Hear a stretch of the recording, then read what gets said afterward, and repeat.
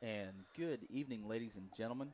I am Zach Austin for Isaac Brown, and we are live here at Bearcat Stadium, home of champions, right off DJ George Drive, second layer of Don Elmore Press Box, Shield Field, second round of high school playoffs, Isaac. We got the Lions from Manila, and pretty good season by both teams. I believe the Lions had. You're good. Okay. You're just a little soft. A little soft. There we go. That's better. All right. Lions had a first playoff game, I want to say ever. I'll double check that here in a little bit. First home. Thank you, Chuck. First home playoff game in school history. Played the Denver Little Johns last week, and they won 49-25. We've been doing some interviews with some coaches, and did Mr. Rhodes last week from the band director. This week we're not doing an interview. Instead, we are honoring. I say we. The 1986 state championship team is being honored tonight. So that's fixing to get kicked off here in a couple minutes. First team to ever win a state championship at Booneville. Beat the Lake Village Beavers. It was like 42 to lands, I don't remember. But a lot. 42 to 6. Thank you, Chuck. This is a little before our time, Isaac. Just a little bit. Just a little bit. But that's also the same year they played Junction. Oh, my goodness gracious. You know what I'm talking about, the Dragons. Them. And we, growing up here in Booneville, you heard a lot about that game. Probably about the best game played at Bearcat Stadium in Bearcat history. This is what a lot of people is going to say. And won 6-0. They had a halfback named Metters. And they shut him down pretty good and wound up winning. It was a long little pitch. And I don't remember who got it, but he ran, and well, you can say the rest is history. I'll go over the roster real quick of the 1986 state championship team. Some of you may know these names. Some of you may not. Number 10 was Ty Hampton. Number 11, Jackie Young. Number 12 was your quarterback, Frank Johnson. 20, Sammy Carlin. 21, most of you may know this. He's the coach at Charleston now, Ricky May. 22, Jay Van Deveter. 23, Eric Hocott. 24, Rusty McDonald. His oldest boy, Jeremy, played here. And Andy played here for a little bit before they moved to Charleston. He coached here, too. And he coached, yeah. He was actually a baseball coach in Little League. Rusty was. And Andy coached here for a little bit. I believe he's down in Texas. Well, at least I knew he was. And then Ryan was the youngest of the rest of the McDonald boys. He played at Charleston as well. So I'll be quiet. We got the 1986 state championship team down here. And I'll be quiet and let you enjoy this presentation. The Bearcats team won the first state title in school history.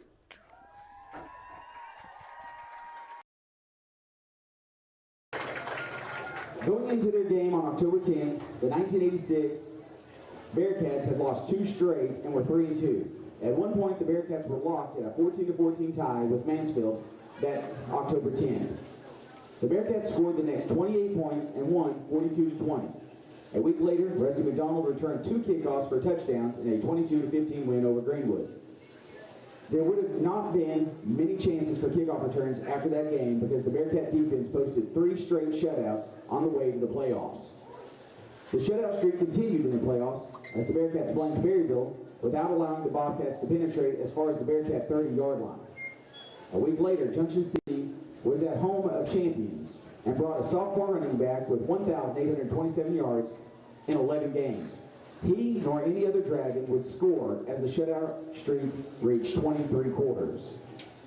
Prescott, a team the Bearcats had beaten 10-9 in 1985, would manage to snap the scoreless quarter streak with a field goal for the game's first points. It was all the Bearcats after that. Prescott had a negative 14 yards of offense in the second half while the Bearcat offense was assaulting the Curly Wolves to the tune of 30-3. With that win, they punched their ticket to War Memorial Stadium. In Little Rock, the Bearcats encountered Lake Village and the single wing.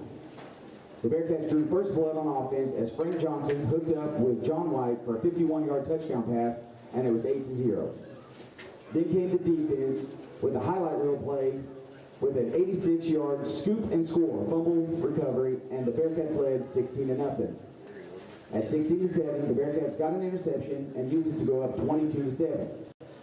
After the Beavers cut it to 22-13, a 75-yard drive made it 28-13.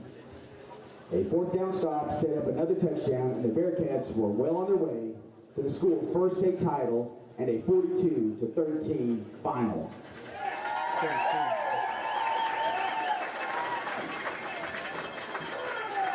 Honoring that team, we'd like to list them all now. Ty Hampton, Jackie Young, Frank Johnson, Sammy Carlin, Ricky May, Jay Vandevender, Eric Hogot, Rusty McDonald, Scott Webb, Johnny Mott, Stanley Sharp, Barry Catlett, Chris Jones, Gary Simpson, Ernie Thornell, Jimmy Tanner, Vance Gadberry, Edward Brothers, Michael Wiggins, Eric Jones, Brett Pepe, Rob George, Eric Siddons, Bobby Hunt, Neil Robertson, James Schwartz, Wesley Crenshaw, Danny Spain, Theo Capes, Ted Napier, Otto Fry, Todd Tucker, Chris Houston, Tony Travis, Steve Armour, J.C. Greenbush, Ricky Spears, John White, Clint Watson, Carl Thornell, and Paul Smith. The managers were the Alan Duke, Chuck Swafford, Stephen Reed, Marky Davis, and Shane McKinney, and our coaches were Doug Shield, Ed Cook, David Beckham, John McCown, and Stevie Brown. Let's hear it again for this great team.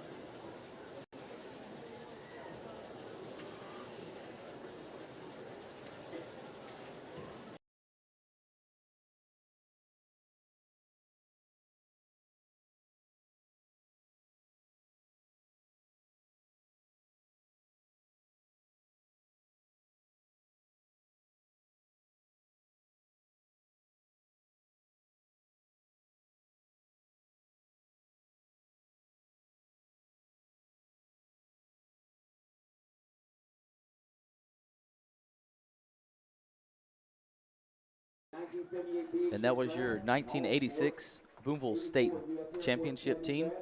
First team to ever win a state title here in Booneville. And I hope y'all enjoyed the little ceremony. Again, y'all may know most of those people. Some of you may not. As was mentioned, had a, what was that, 86-yard scoop and score. That was by Mr. Gary Simpson.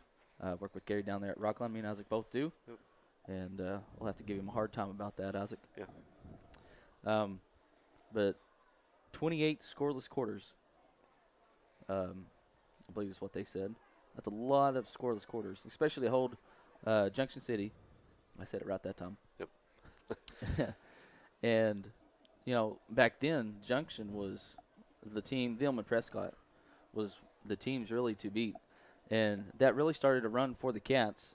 That was the second trip to War Memorial out of 5 appearances in, what, a 5-year span? 6-year span? So the Cats made a regular trip in the 80s. Very first trip was in 78, though. They played Prescott, and wasn't very pretty turnout for the Cats in that game. I believe old buddy J.D. Jones was on that team as well. So we'll jump forward to 2021 real quick, and we'll talk about the bracket. So at the very top of the bracket, you have Hoxie. They are hosting Cedarville. Then you have McGee hosting Melbourne. And then Prescott is hosting Bismarck. Bismarck upset Hackett last week. Yeah. Hackett was the 2 seed out of Charleston's conference, which is Conference 1. But the Lions of Bismarck upset the Yellow Jackets. Or the Hornets, not the Yellow Jackets. Man, boy, I am slipping this year, I guess, Isaac. But anyways, Newport and Paris. Us and Paris are the only two teams left in our conference playing now. They had to travel all the way to Newport to face the Greyhounds. Should be a good game. Yep. Should be. Newport got some quick guys, like very, very quick guys. Booneville's own Jesse Frost is one of the coaches there for the Greyhounds. We'll see if Duke Walker and the Eagles can get it done tonight. Will be one of the games we're going to keep an eye on. Should be a very, very good contest. And then you have Charleston. They are hosting Centerpoint. They upsetted Osceola last week. Osceola was without their starting quarterback. I believe Littleton's his name.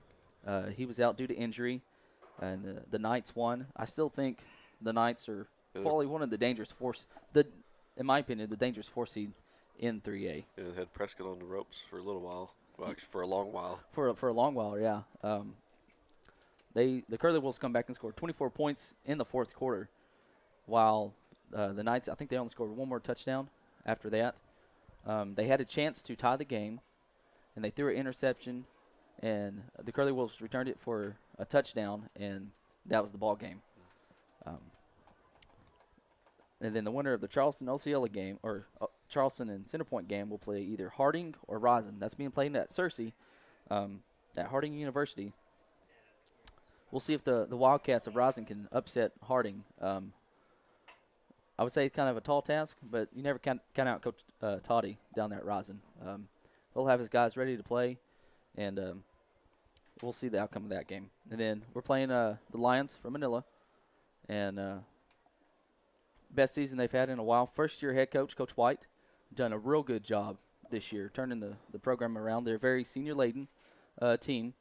They run about the same formations we do, wing T, flex bone, whatever you want to call it. The gist is the same, honestly. And then the winner of this game will either play Camden Harmony Grove or Glen Rose. That game's being played at Camden Harmony Grove tonight. That's going to be another good game to keep a close eye on. Plus, we'll keep an eye on it just because the winner of this game is going to be played the winner of that game. If the Cats win, we will host either Glen Rose or Camden Harmony Grove. We did play Camden a couple years when we won state championship in 2018. Very good team. They had a good quarterback, and I also believe he played middle linebacker, and had a couple good receivers that made some awesome catches. Yeah, it was a really good game. It was a very good game. Then you got the Beavers of Glen Rose. To my knowledge, we've never played them. I'm sure we have probably maybe back in the day. But that's a dangerous team. They're a dangerous team in the playoffs. And should be a good matchup between both of them. They're two seeds. We kind of talked about that. Of course, when you throw in 5 seeds and stuff, I guess you're going to have 2 seeds and 3 seeds play each other. And, well, you don't think that's fair. And I don't get it either. I mean, we have talked about that. Yeah, it's hard. And I really like how the Division III does it. You have 27 conferences, so you have 27 first. They get an automatic bid for the first in their conference. Then you have 8 at-large bids. And we have 3 rounds for playoffs, I think. 4 rounds. So it makes it really competitive right out of the gate. Right. Because when you was up there at Wheaton, y'all had a pretty good season, and y'all missed out one year, right? Well, all 3 years. Yeah. We were 8-2, 9-1, and I think 9-1 again. So. And we never got an at-large bid. So it's and really, really competitive for the first round. And I believe that's how the playoffs used to be. You only had 2 teams make it to the playoffs. And then I don't know what year they redid it. But I know when they went to 7A and 6A, added that in 05. Then that's when I know they added the 5th seed in there. So you've got a lot of teams that's 2-7 or 3-7. People say they don't deserve to be in. It gives them a good chance to build on to the next year, especially if you got a new coach. He can build on it and try to help build up the next year's team. Yeah. Does make for some lopsided scores, but still a good opportunities for those players. Yep. I guess we'll take a little break, and we'll be right back, and we'll get you some stats and about the series.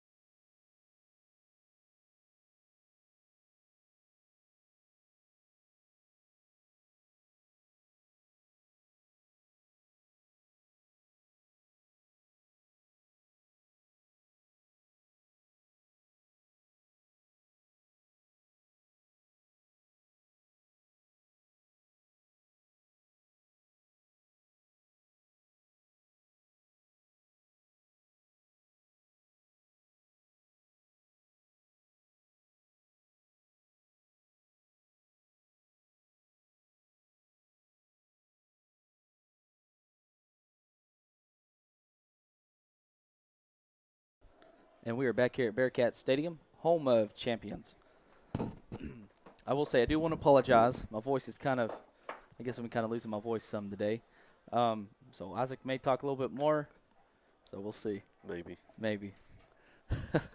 But, again, I do apologize for that. I guess that's what happens when you go trampling through the woods and stuff and kicking stuff and stirring stuff up. So, but anyways, let's not talk about hunting right now. It's football Friday nights. We got a home game, second round of the high school playoffs, and we'll just kind of get it started. We'll talk about the series first. Very first meeting, second week in a row. Not much of a series. Not much of a series. Very first meeting between both schools. Manila is the 2 seed out of the 3A3. They come in number 13 in Class 3A. 9-2 overall, 6-1 in conference. Their only loss is to Hoxie, who won the conference. I think it was a 41-6, something like that, lost. Booneville Bearcats come in number 3, Class 3A, 11-1 overall, 7-0 in conference play. Again, our only loss is to Tipson, Texas. Very good team. And they finally had somebody score a touchdown on them since we played them. We've scored the most points on them until I think we still have scored the most points. They finally allowed a touchdown, I believe, last week in their first-round playoff game, and they won that one pretty soundly. So we'll see if we can keep a close eye on that, too. They've got some very good athletes down there in Tipson, Texas. Again, that's your Cats' only loss this year. Last week, the Lions beat Danville 49-25. It was a close game in the first quarter. We was keeping up with it up here, and it was 13-12, I believe, Little John's over the Lions. But then from there, the Lions proceeded just to go on and pretty much handle the game. It was close there for a little bit, but the Lions just a little bit too much for them. They got some very quick guys back there in the backfield. Number 4, Kurt Overton. Keep an eye on him tonight. He had 232 yards last week on 12 carries, and he also had 4 touchdowns. He was the leading rusher last week. Get this. The Lions had 591 yards on the ground last week. 591, almost 600 yards. So that's pretty good performance by the Lions. Another guy to watch out for is Dustin Clark.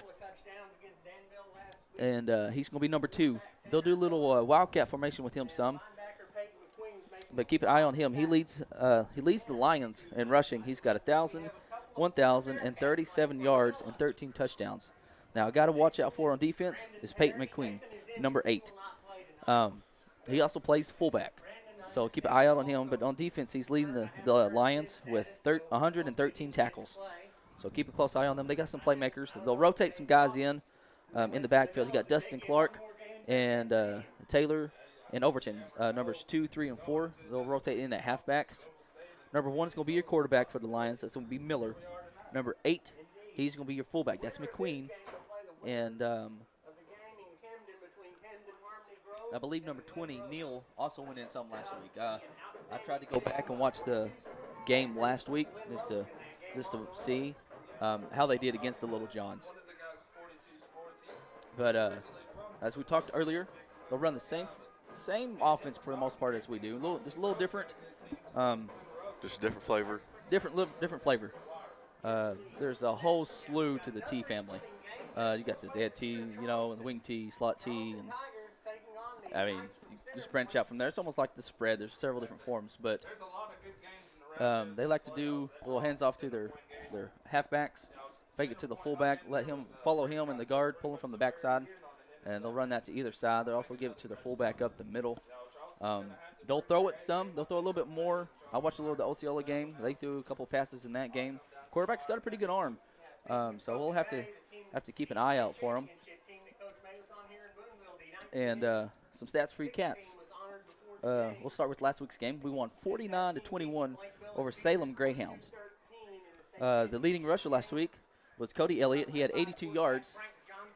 He also had an 81-yard touchdown run, which is the longest playoff touchdown run in Bearcat history. So that's saying quite a bit. Yeah, it is. We've had a lot of talented guys come through here. I believe the last record holder for the longest playoff touchdown run was Matt Berry. He played some up at the University of Arkansas for the Razorbacks. And then last week, let me see. Let me if I get my notes straight. Here we go. The Cats only had 32 plays. I mean, the week before, we only had 30. We had 2 more plays last week for 370 yards. So hopefully we'll have more than 30 and 32 plays. I expect this to be a pretty good game. I figure it'll be a close battle. We do, as Chuck said, we do have a couple former Bearcats that's going to be here tonight.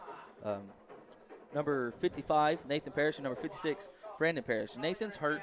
He had shoulder surgery here a while back, and I've been told that Brandon's probably not going to be playing. I believe he tore an MCL or ACL, so he won't be playing tonight is what I've been told. Maybe he will. We'll just have to see. But so got a couple boys on the Lions team that's been here. There's a pretty good story on BoonevilleBearcats.com if y'all hadn't seen it about Brandon and Cade Smith, number 23, their friendship. They still visit each other actually regularly, and Cade will make the trip over to Manila and visit with them and just hang out. So never had the chance to play against a friend in school and stuff as far as on opposing teams when you get in high school. So must be a weird feeling, but we'll see how tonight goes. Now, as far as individual stats, Brandon Ray is your leading rusher. He has 1,168 yards and 26 touchdowns. Now, he only needs 99 yards, Isaac, to join the 4,000-yard rushing club. So hopefully he'll get that tonight. The last 2 weeks, he's only had 40 and 30-something. Yeah, he's been real quiet here lately. Been real quiet, but Cats, like I said, have only had 30 and 32 plays the last 2 weeks. Yep. But he needs 342 yards to tie the school record of 4,243 held by his dad, Alan Gator Ray. Also, another guy that's chasing a record is Pablo Graticos Ferrer, our kicker, foreign exchange student from Spain. He is chasing 34 straight PATs made. He's right now currently 3 away from tying that, so we'll see if he can get that. Some other stats, Rocky the Flash Ross, he's got 41 carries for 728 yards, 10 touchdowns. Dunn Daniel, he's got 28 tackles on the year, half a sack and an interception. Cody Elliott, we mentioned him earlier, he's the leading tackler, 57 tackles, 2.5 sacks, and 7.5 tackles for loss.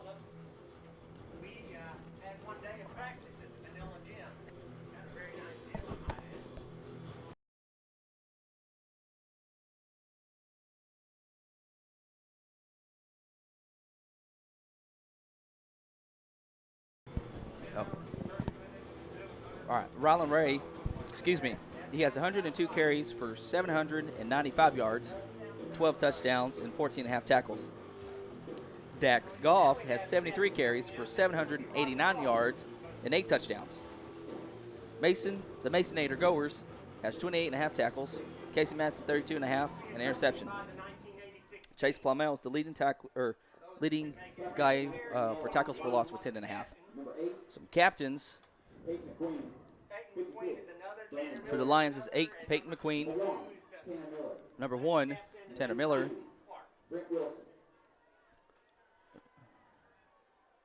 Number 62 is Brett Wilson. Hopefully everybody else can see that. It's really hard to see those numbers on a white jersey. White number on a white jersey. Rocky Ross is your captain for your Booneville Bearcats. The guys out here on the field, this is 1986 state championship team and coaches. I believe that might be Brandon Parrish, Isaac, the other captain for the Lions.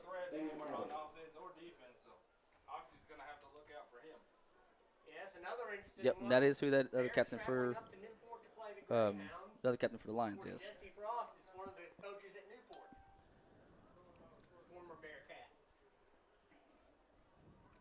And then that's really about all the stats that I have. I do Tate Rice, he's got 17 tackles. And Garrick Barr, he's got 4.5 tackles, but he also has 125 yards on the year.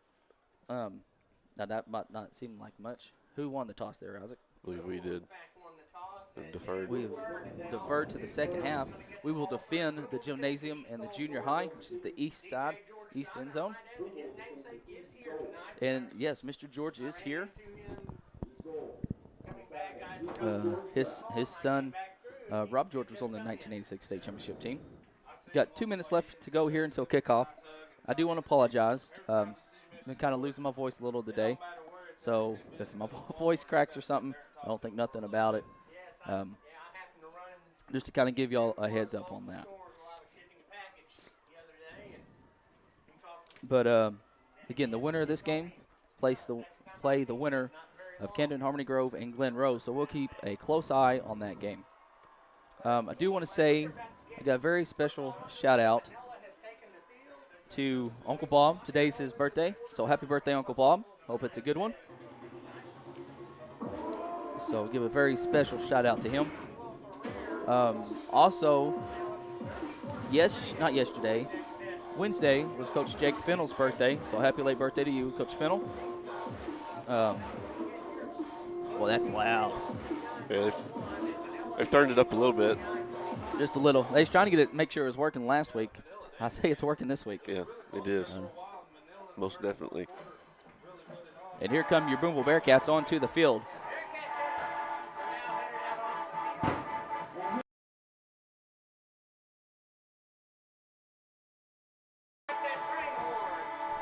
Got the train horn in the background. I will say, try to thank our sponsors for the app and the new website real quick. I want to thank B Plus Storage Solutions, Saks RV Park, Patriot Underground, Crowley City Service, Community National Bank, Stacy Holbert Photo Art, and Gerald Baker Shield of Shelter Insurance. I want to thank those people again for sponsoring our app, BoonevilleBearcats.com, or go to the website, BoonevilleBearcats.com. It's got several stories and updates. You can also watch the game there, or you can also go to YouTube, go to BoonevilleBearcats.com. If you know somebody that can't watch, tell them to tune in to Cool 104.7. Got Mr. Chuck Hayes and Mr. Ethan Obar on the call on that game. Back deep for the Lions is going to be Number two. That's Dustin Clark. No idea about the other one. And that's a good kick. It'll be filled about the 2 or 3 yard line. Clark's going to get over here on the left-hand side. Misses a tackle on Cody Elliott, your leading tackler in there with the first hit. Blanchett in there as well.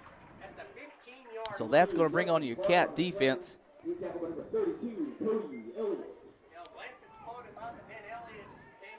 I will say our defense through the last 5 opponents, we have held our last 5 opponents combined to 10 of 61 on third down conversions. They converted 10 times out of 61 conversions. I say that's pretty good.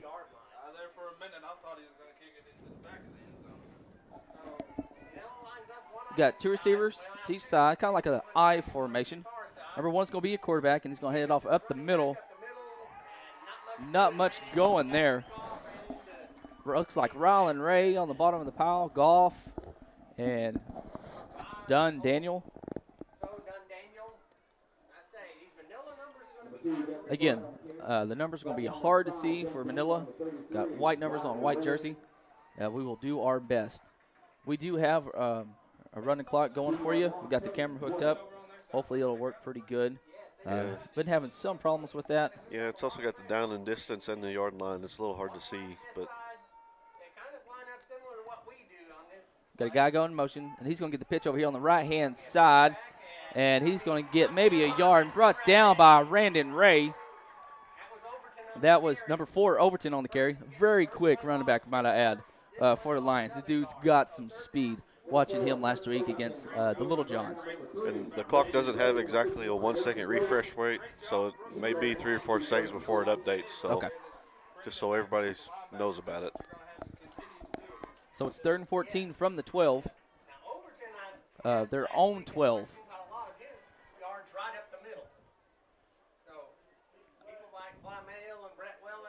Miller's your quarterback. You're going to have 2 guys split out to the left, one over here to the right. That's going to be number 20, Neal in the backfield, your fullback. Got a flag. Game where he called a timeout, 1 of the 2. Got a timeout. That's going to be first timeout with 10:25 left to go here in the first quarter. We'll take a timeout with them. For Isaac Brown, I'm Zach Austin. You're watching Bearcat Football.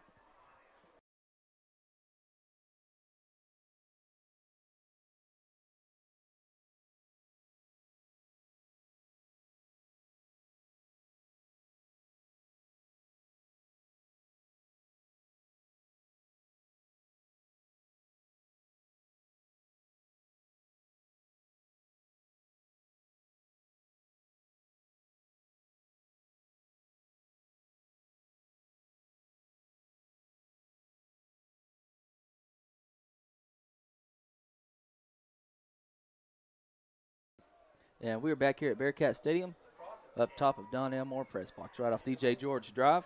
Mr. George is here tonight. We're at Shield Field. It is 3rd and 14 from the Lions on 12 with 10:25 left to go here in the first quarter. First drive for the Lions. Going to have shotgun formation. 2 receivers to the left, 2 over here to the right. Bearcats shift. Miller looking over here to the left-hand side, and it's going to be intercepted by Brooks Herrera. He's still on his feet, up to the 20, 15, 10, down to the 5. Touchdown, Bearcats. Brooks Herrera, 28 yards on the return, somewhere right in there. Good job by Brooks. That's his second pick of the year, and that's the Cats' 22nd turnover that they've forced this year. Give a shout out to Mr. Tim Browning, watching from Jonesboro. Mac Farley wants to give a shout out to the Ray boys, old teammate Cody Harrell, and old coach, Coach Crowley, Coach Omer, and Coach Combs. He says it's been a heck of a year, and let's go to state. Got it. And it is good. So with 10:14 left to go here in the first quarter, Booneville Bearcats are up 7-0. We'll take a little break and be right back. You're watching Bearcat football.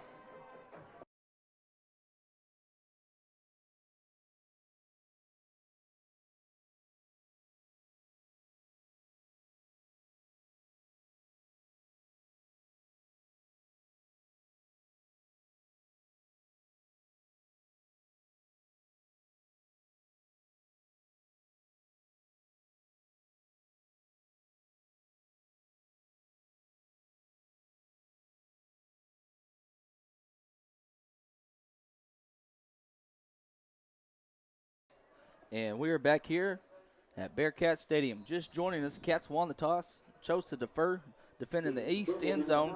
Manila gets the ball. It's 3rd and 14 from the 12. They didn't go for it. Shotgun formation for him, and Brooks Herrera intercepted it and took it about 28 yards for a touchdown. And it's going to be fielded about the 2-3 yard line, and he's going to be tackled at the 26 by Cody Elliott and Tayton Ross. That was Dustin Clark on the return, though, for the Manila Lions. I'd like to give a shout-out to Mr. John Goers. Got to meet him last week. It was a very good pleasure. Glad that we got to meet you, John, and hope you had a safe trip back home. He said, let's go Bearcats, and he wants to give a big Bearcat shout-out to Masonator Goers. Go get some pancakes.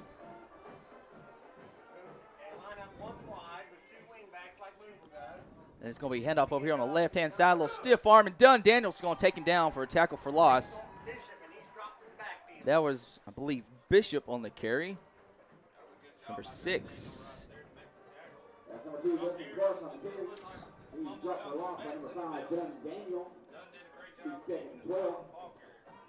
far, Manila 4 plays and -9 yards. He gave up the touchdown. So Chuck says -9 yards on 4 plays for the Lions so far.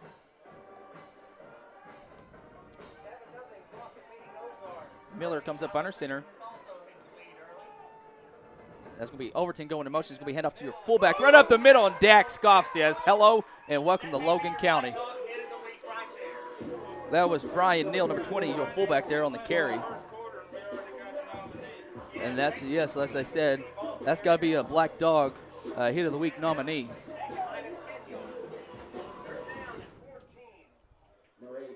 So it's 3rd and 14. Ball's on the 22-yard line. 9:02 left to go here in the first quarter. Miller's your quarterback. Overton's going to be your left halfback. Neal is your fullback. 2. Clark is going to be split out to the right. And he's going to be looking over here towards Clark. He got some pressure, and he's trying to throw that in the area of his tight end, number 49, Mason Mullen. So that's going to bring up 4th down in the first punt tonight for the Lions.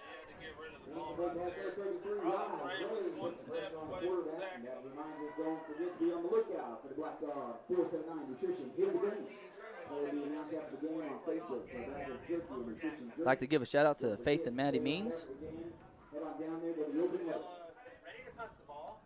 So back deep for you Cats is Brooks Herrera and Randon Ray. And 5 on the play clock. 4. High snap, good catch by Overton. Nice punt by Overton. Good leg. And it's going to be fielded by Brooks over here on the right-hand side. And let's see what he can do here.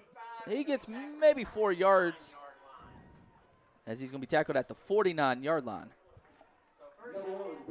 So first possession of the game for you Booneville Bearcats come with 8:30 left to go here in the first quarter. Got Dunn, Daniel, Chase Blamel, and Trace Hall coming off the field for you Cats. Kate Smith split out here to the left. Ray Splents, it's your receiver on the right-hand side. Brandon Ray's going to be your quarterback. Rocky Ross is your left halfback. Rylan Ray is your fullback, and Brooks Herrera is your right halfback. He goes in motion, and it's going to be a handoff right up the middle to Rylan, and he gets a good pop there by number 62. That's going to be Brett Wilson. So it'll be about a 3-yard carry for the Cats. Your offensive line, we'll give those big old Hog Miley's a shout out. Your big old center is big old Matt Obar. Your left guard is going to be Johnny Barnes. And your left tackle is Mason Goers. Brooks goes in motion. He gets the pitch over here on the left-hand side. Tries to cut back, and he's going to be stopped by Wilson again at the original line of scrimmage. It'll be a 3-yard loss.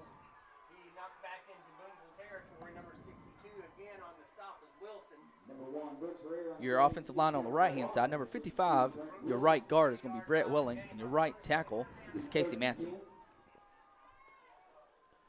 3rd and 10. Ball's on the 49-yard line. Rocky goes in motion, and we got a flag. Going to have a false start against the Cats.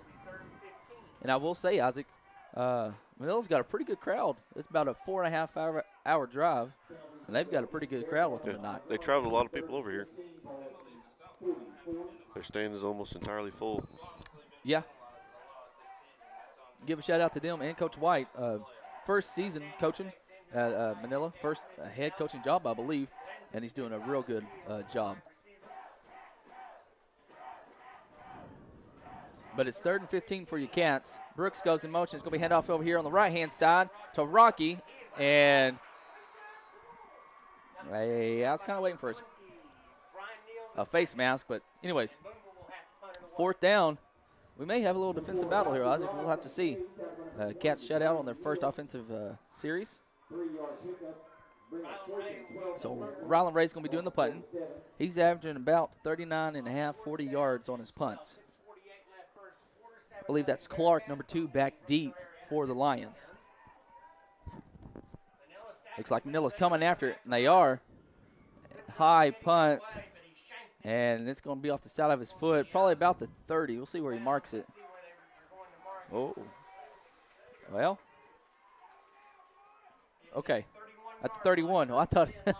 I haven't quite understood why they always do that. Yeah. They say want to make a guess. I guess.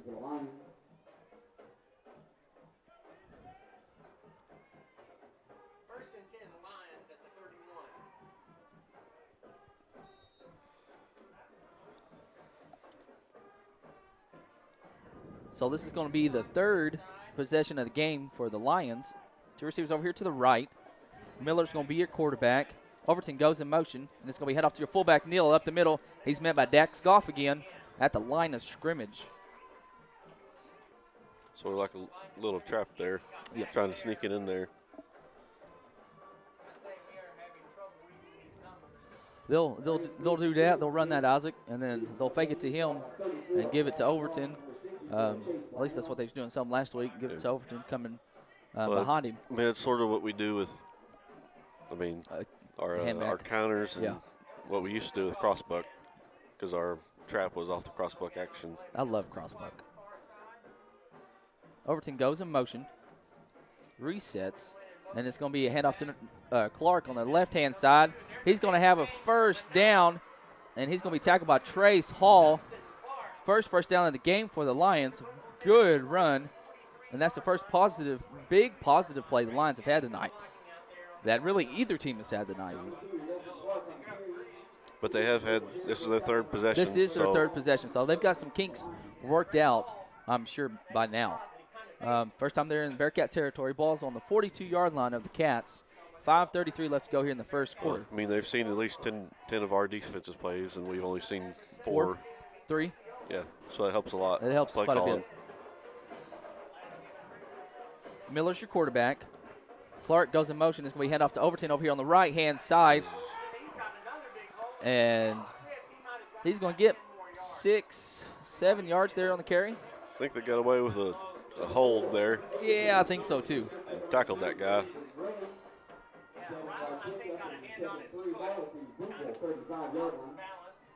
That's going to make it 2nd and 3 from the 35.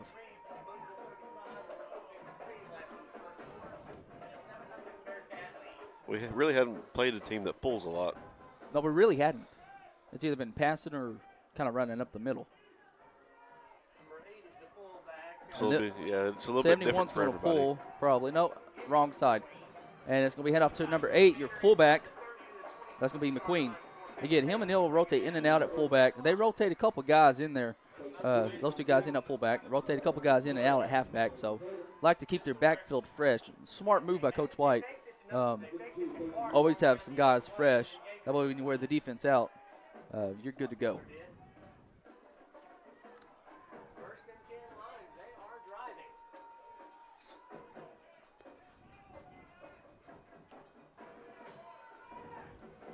Steve Davis, he turned 48 on November 16th. Give a happy birthday from Kelly and Devin Davis and from the Bledsaws. And the ball's on the ground. Brett Welling tries to get on it, but not before Clark gets on it first. But happy birthday to Bub. We love you from John Bledsaw.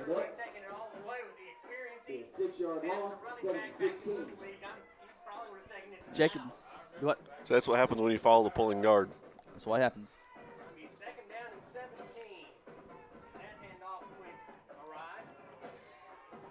22's going to split out. McQueen's your fullback. Overton's your left halfback. Clark's going to get the ball, though, on the left-hand side. And Mason, the Masonator goers, with the tackle there.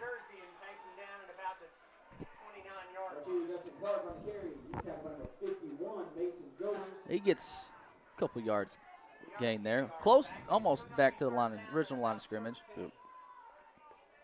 Well, I thought he was a little bit closer than that. See if we can get you some scores.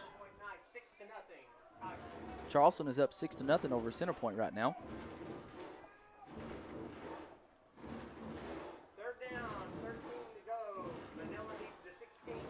So it's 3rd and 13. Overton goes in motion. He gets the pitch over here on the right-hand side, pursued by Casey Matson and Chase Plumell's. The ball comes out, but luckily Wilson falls on it. It's going to be 4th down for the Lions. And I figure they'll go for it here, Isaac. Yeah. Sort of in no man's land, but. Yeah, I mean, it really is, unless you got a guy that can kick, what's that, 40-yard field goal? It'd be 46. 46.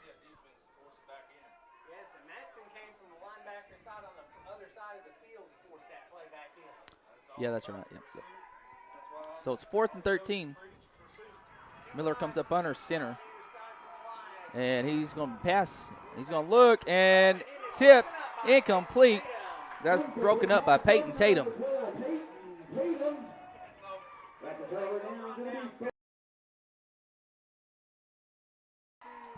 Turnover on downs there. Good job by the Cats defense coming up big there. The Lions looking real good on that drive.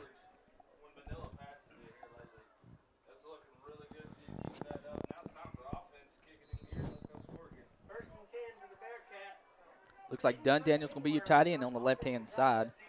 Randon comes up under center. And he's going to keep it over here on the left-hand side. And maybe a yard. He's going to be, I believe, Wilson in there on the stop again. And I think 20, Neal in there as well. This is the second possession of the game for the Cats. Their first points come from about 28 yards. Brooks had an interception and returned it for a touchdown. Dax Goff is in at right halfback. Rocky Ross is your left halfback. Rylan Ray's your fullback. Rocky goes in motion. It'll be handoff to Rylan up the middle. And he gets about 3 yards there. He's going to bring up 3rd down for the Cats. Manila runs a weird formation defensively. It's almost like they have two middle linebackers. They're stacked behind each other. Stacked behind each other. One's about 4 yards off the ball. The other one's about 7. Yeah, you don't see that much. I mean, I've never seen that. They may have one guy keying on Randon, the other one probably on Rollin, would be my guess, or vice versa. And the handoff to Dax Goff. Dax is going to have the first down, and let's see what he can do. 40, and he's going to be wrapped up by number 2, Clark, at the 37-yard line of the Lions. Good cutback there, Isaac, by Dax. They're running the counter there. As long as we keep doing that. They did have a lot of penetration there, and he was able to cut it up. They've been doing a pretty good job getting penetration, so we may see more counters than we've been running lately. Rocky goes in motion. Randy keeps the ball right up the middle, and he's going to have the first down, and that should put him in the 4,000-yard club.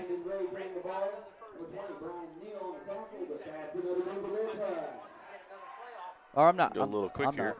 I'm wrong, folks. He needs 99 yards. He needed 1 yard to have 100 yards passing on the year. I know that's not much to most people, but hey, we don't pass much at Booneville.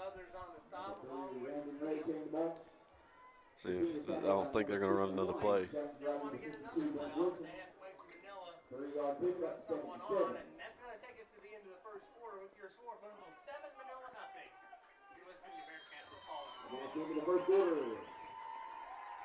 So that's going to be the end of the first quarter. Your Booneville Bearcats are up 7-0.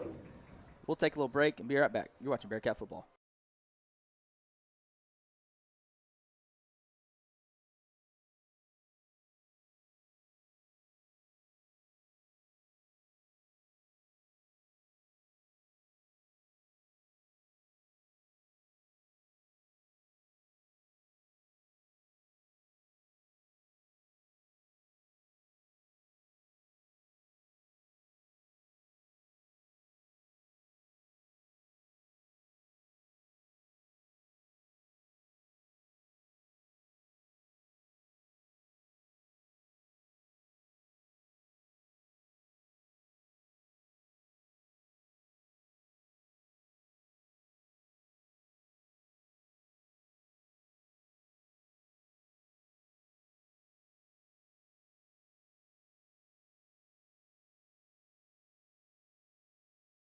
And we're back here at Bearcat Stadium. Second possession of the series, or of the game for the Cats. Yep.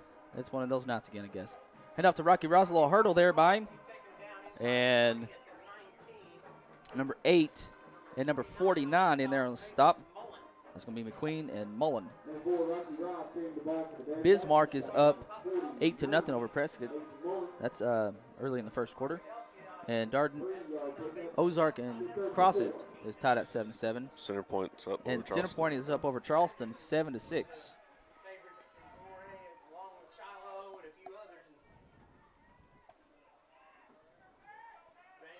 Dax goes in motion. And it's going to be a handoff to Ryland up the middle. A little stiff arm by Ryland, another stiff arm. And another stiff arm. He's going beast mode again. And he's going to have the first down. And it's going to be first and go for the Cats.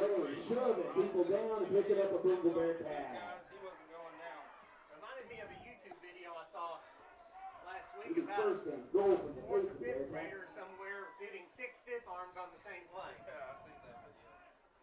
So first and goal for the Cats at the You're going to have Manila 8-yard line. Dax Goff goes in motion. It's going to be keeper by Randon. And he's going to go in for a touchdown. Touchdown, Bearcats with 10:57 left to go here in the second quarter. It is 13-0 Cats over the Lions. Nothing fancy.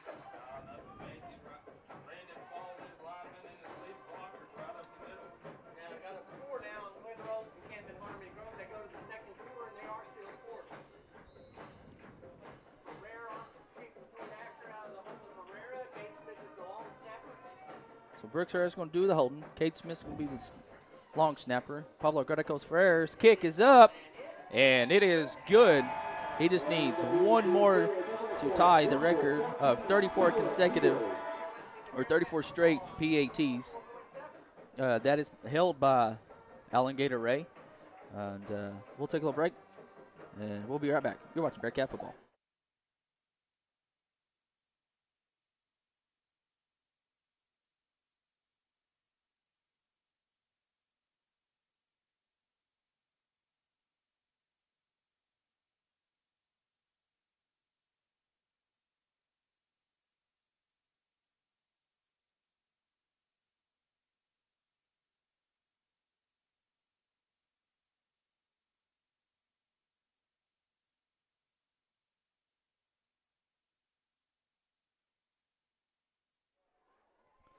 And we are back here at Bearcat Stadium. So we got a little stat nugget for you. With last Friday's win, the BHS class of 2021 has now won 30 games in their career. They are the 25th to do so. Good kick by Pablo. And we field it at the 12. And that's Overton. Dax Goff and Tayton Ross, first cat in there. And that's Lions are going to have the ball at the 26-yard line.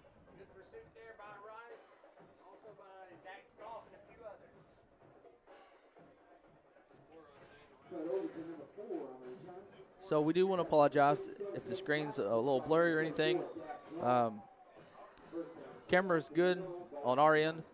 Maybe the internet. We're connected to the school internet. If there's any kids here, they're connected to the school internet. So maybe a little slow, a little blurry. We do apologize for that. Hopefully you are liking our clock and the downs and stuff we got going. Got that working pretty good right now. As long as nobody moves the camera. As long as nobody moves the camera or bump it. So I'm trying to stay away from it. So we head off to Overton over here on the backhand side. Big old hole. And let's see if Dax Goff can get him. And he's going to be tackled in Bearcat territory at the 45-yard line.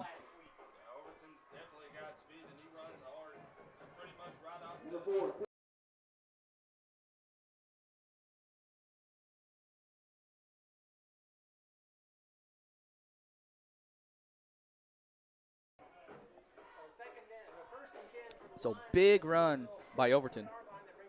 And he's the senior. It's going to be handoff to Clark coming back over here on the left-hand side, and he's going nowhere. Dax Goff coming off the bottom of the pile. Your whole defensive front, Brett Welling, Chase Plymale, Mason Gores, I believe, was in there as well, and Cody Elliott, Johnny Barnes. So 2nd and 13.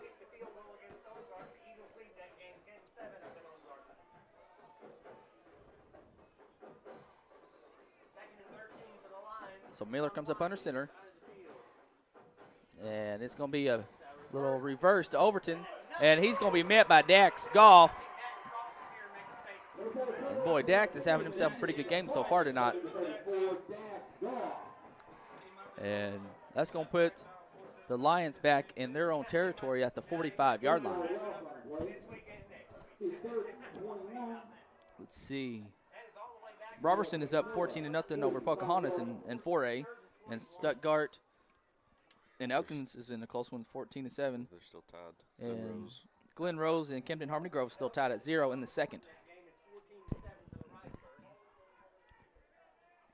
Two receivers to the right, two over here to the left. Shotgun formation for the Lions.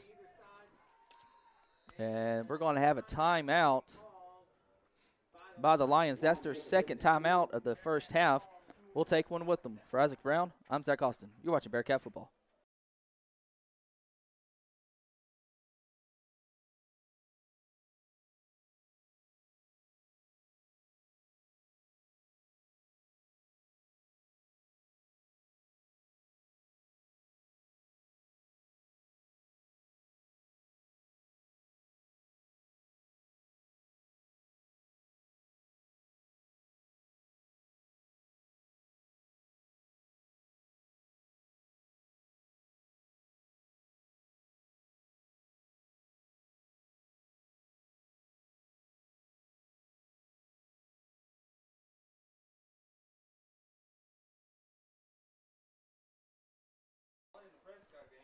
And we are back here at Bearcat Stadium.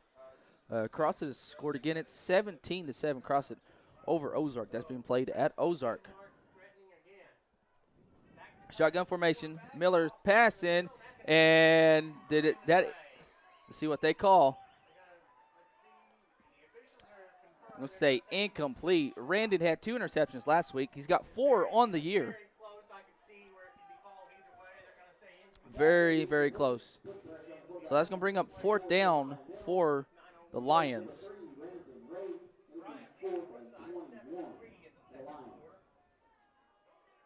Overton do the punting. Randon and Brooks is going to be back deep.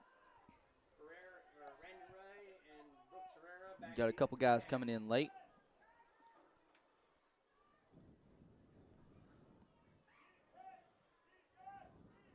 A little better snap this time. And it kind of comes off the side of his foot, and you're going to take a Lion roll. And going to go out of bounds at the 23-yard line, and the Cats will take over there.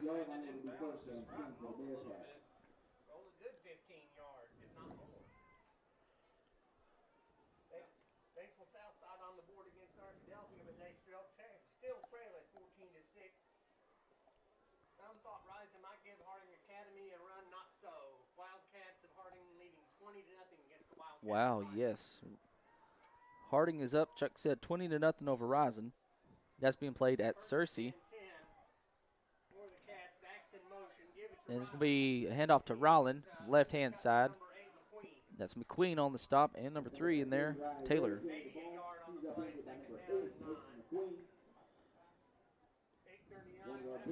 Hoxie's up over Cedarville 7-0 in the second quarter. I'll take that back. Hoxie's up 14-0 over Cedarville. Paris is up 3-0 over Newport.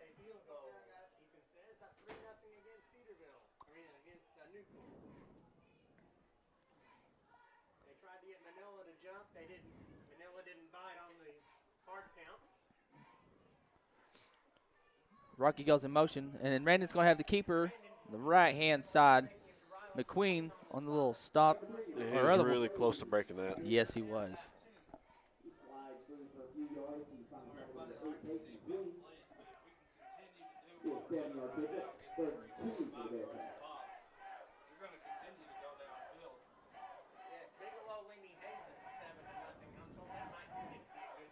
And Randon's going to keep it kind of a – he's going to have the first down. It looked like it slipped out of his hands. Ryland when he was doing the mesh there.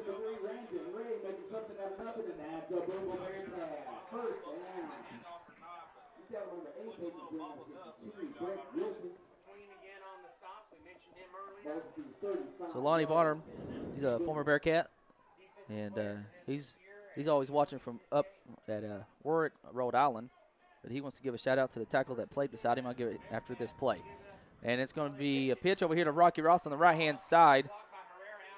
And he's going to have I don't know about that spot. I don't know either. I thought he was past the first down.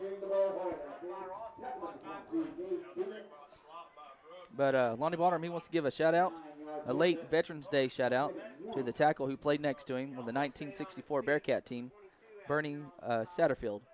Bernie was killed in Vietnam 3 years later.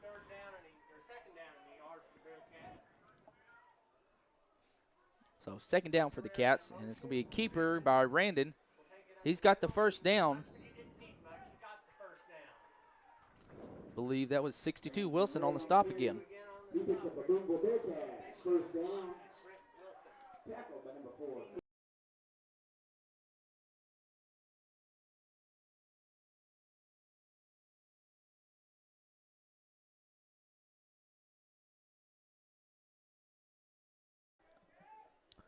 And Chuck said Charleston's kicked a field goal, so they're up 9-7 over Center Point. Ray Splants is split out to the left. Rocky goes in motion. We head off to Dax, coming back on the left-hand side. Stiff arm by Dax, and shoelace tackle by Overton. Good job by Overton to hold on. Brooks is going to come into the game for the Cats.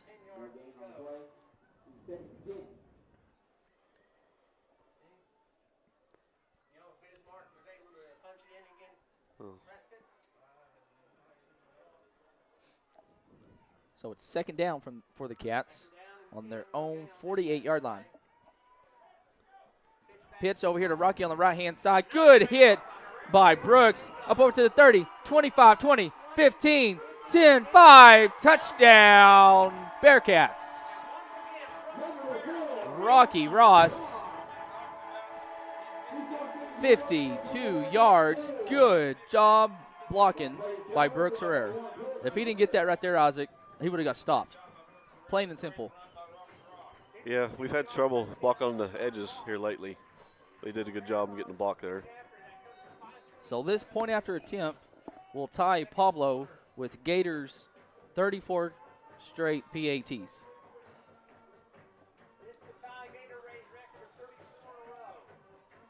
Snap, the hold, the kick is up, and it is good. So with 5:27 left to go here in the first half, your Booneville Bearcats 21, Manila Lions 0. We'll take a little break, be right back. You're watching Bearcat football.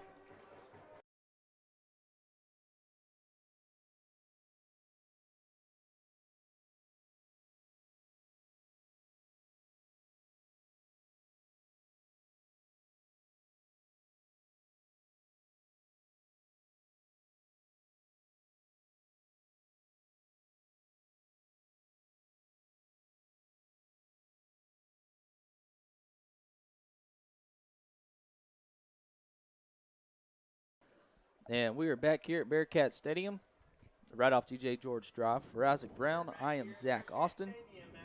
And Rocky Ross goes 52 yards. Good blocking by Brooks Herrera, your right halfback.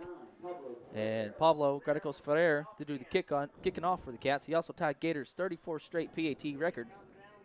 And we do have a score. Glen Rose is up 7-0 over Camden Harmony Grove. Overton, and he's going to be met by Dak Scoff. Ball's on the ground. And it's going to be Bearcat ball. Who come up with that, Isaac? Dax Goff recovered it. Take over 25. That's pretty good field position. As long as we can capitalize on it and get a score in. Warren is up 14-0 over Truman. Kate Smith split out to the left. Ray Splints is split out here to the right. Rocky Ross, your left halfback. Brooks is your right halfback. Rocky goes in motion. Hand off to Ryland right up the middle. And he's still on his feet. He's taking 1, 2, 3, about 4 guys with him. He had McQueen, number 71. Evans, he's 6'4", 275. So good running there by Ryland. Again, I mean, you take about four guys with you. 5 if you count your own guy helping you. But still, that's some good hard running. 2nd and 3, 4:45 left to go in the second. Hand off to Dax over here on the right-hand side. Pushed out of bounds at the 6-yard line.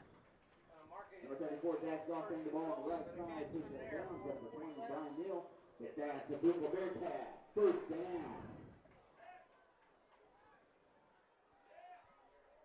Newport has a touchdown. They beat Paris 6-3. So Newport has scored. It's 6-3, Chuck says. Brooks goes in motion. And Randon's going to keep it up the middle.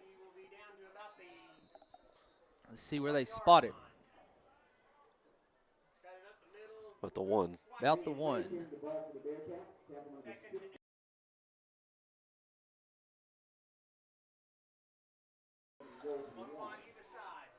So 2nd and 1 from the 1. Excuse me. Ball's on the ground. Yep. Did they come up with it? And it's going to be Manila's ball at the 1-yard line. Holly Marsh is watching from Albuquerque, New Mexico. She says, "Go Cats."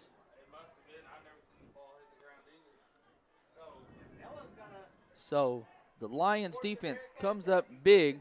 See if the Cats can get a safety here. The Lions, they've had a couple good drives.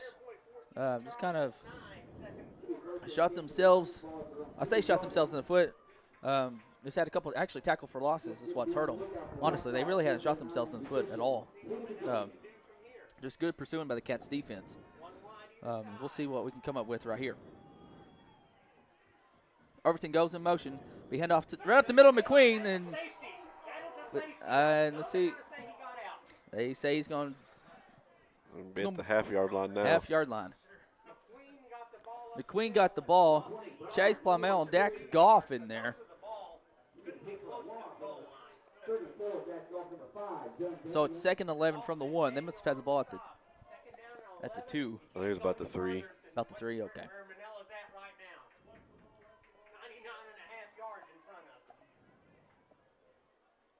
So we'll see what they draw up here. They got 5 seconds left on the play clock. T formation, straight T. And that's a false start. I mean, you go back another 4 inches, so, I mean, it's not. Is it? So the tip of the ball is going to be close to the end zone. It really is. If I was Chase Plumell, I would just watch the ball, and as soon as that move, just hit the hole. Or the center. That's where he's lined up.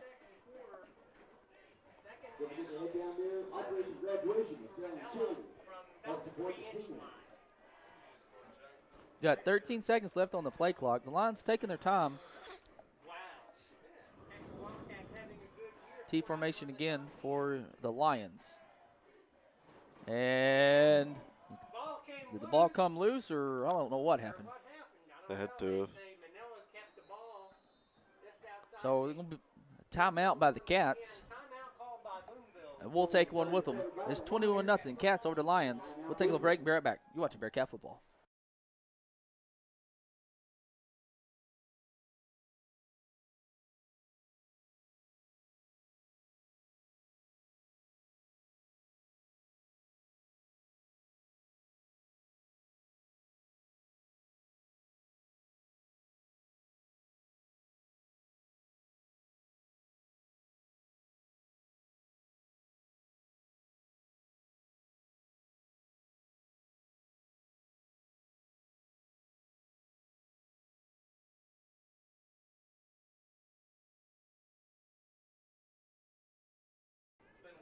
And we are back here at Bearcat Stadium.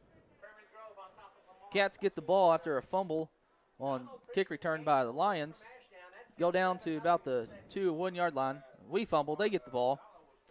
Tackle them. And they have the ball at the 1. Then they get about 6 inches or so for there. And it's 3rd and 11 from the 1.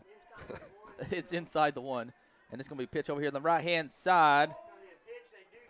And he's going to get out of the end zone. Second back to the original line of scrimmage, maybe. Yeah. So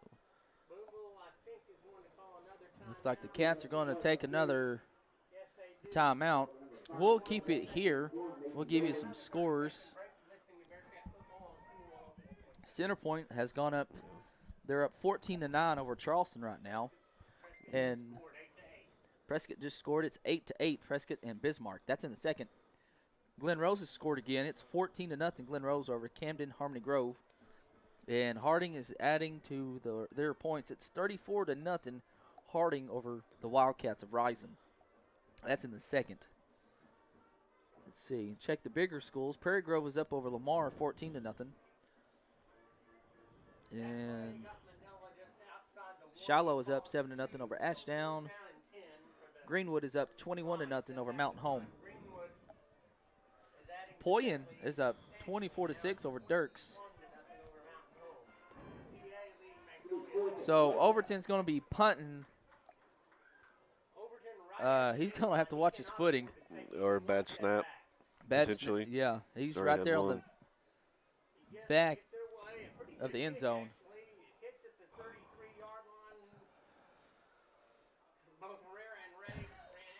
I think they could have caught that and had an attempt at a return there, but not too bad field position. No. Hopefully this time we can punch it in with 2:22 left here. Hopefully so. In the first half.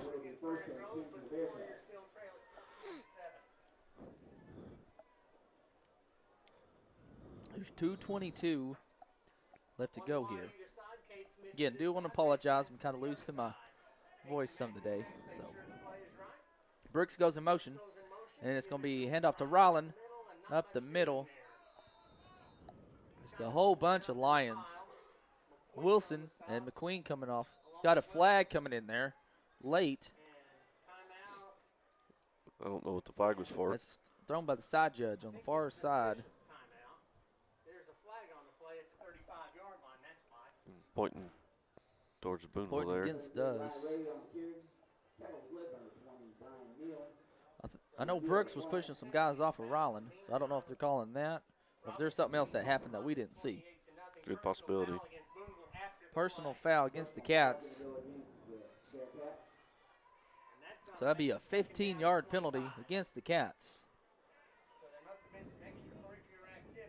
Cats have hurt themselves A lot this year. a lot this year. Well, it's almost where we have more penalty yards than we've allowed. Actual yardage. Yeah. We've only given up 965 yards on the ground this year. And Randon with the keeper. What, we have 800 something penalties? Let's see. I'm looking right now.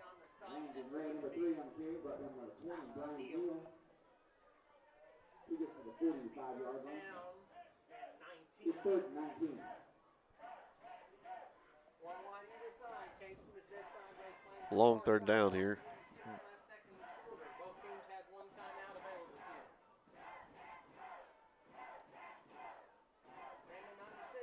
And Randon's going to keep the ball. Cuts up the middle.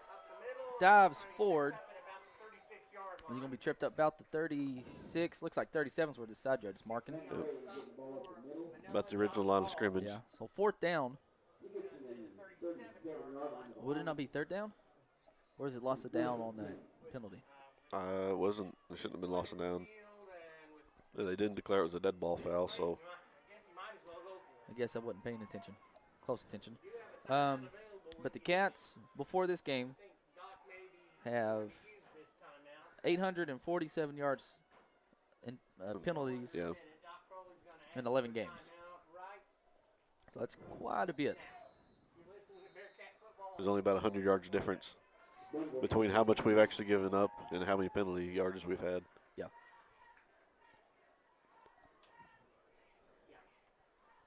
So I guess we'll take a little break. Be right back. You're watching Bearcat football.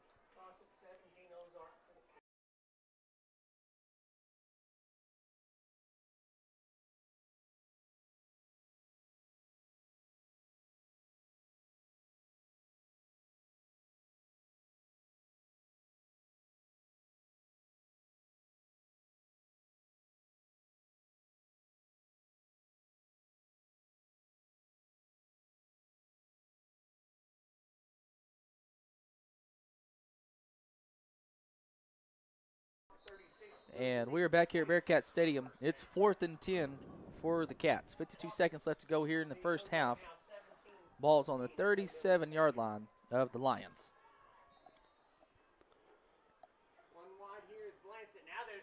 Shotgun formation, empty set. And the Lions are going to use their last timeout. George came over here. That would have made him eligible. Yeah. Well, as long as he checked in. You have to check in, check since you're in. a lineman. But Dunn, you went up to be a tackle. Yeah, Dunn would have been your left tackle. But just trying to give him something different to look at. Yeah. Well, that'd been something nice to get a pass thrown to Mason.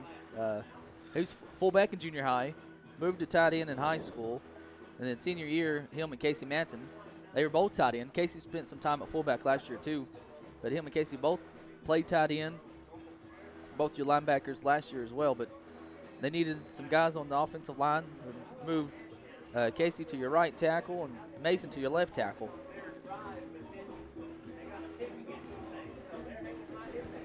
And they did a pretty good job at it too. Yes, yeah, they have done actually a phenomenal job. I mean, there's not, in my opinion, not too much difference in tight end and a tackle. There's different responsibilities. on certain plays. So trips over here to the left, one to the right. Shotgun formation. Ryland is to the right of Randon. Randon's looking. And he's throwing high past to Blancett. And touchdown, Bearcats! 37 yards. Randon to race Blancett. And Randon has now gone over 100 yards passing on the year. That's what I was getting at earlier when I said he was in the 4,000-yard club. He's not in the 4,000-yard club yet. He is in the 100-yard club for passing, though. Good pass there by Randon. And this will be for the record for 35 straight PATs. Pablo Guericos Ferrer. Brooks is holding. There's a snap from Cade Smith. Kick is up. And it is good. And Pablo Guericos Ferrer is in the record books for the Booneville Bearcats with 35 straight PATs. So we'll take a little break and be right back. You're watching Bearcat football.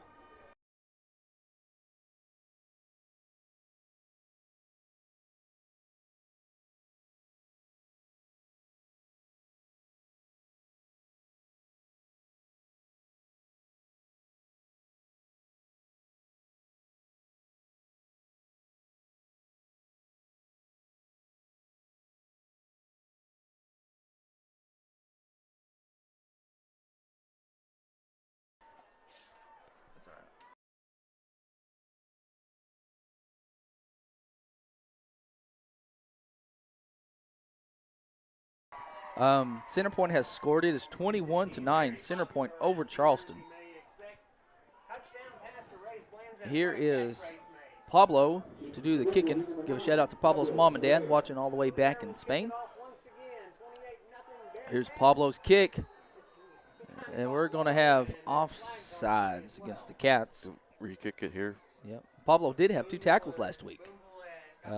Pablo's not afraid to tackle. So I think Pablo might be in the record book twice. He kicked a 35-yard PAT,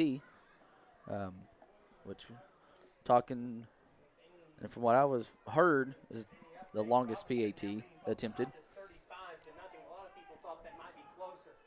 Center Point is in the end zone again against Charleston. It's 21-9 for the Knights.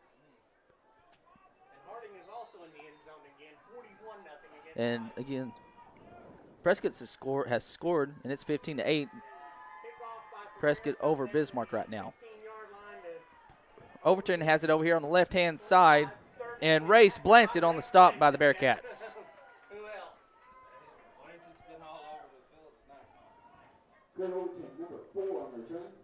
And I'm trying not to take away from what Gavin Kent did last year.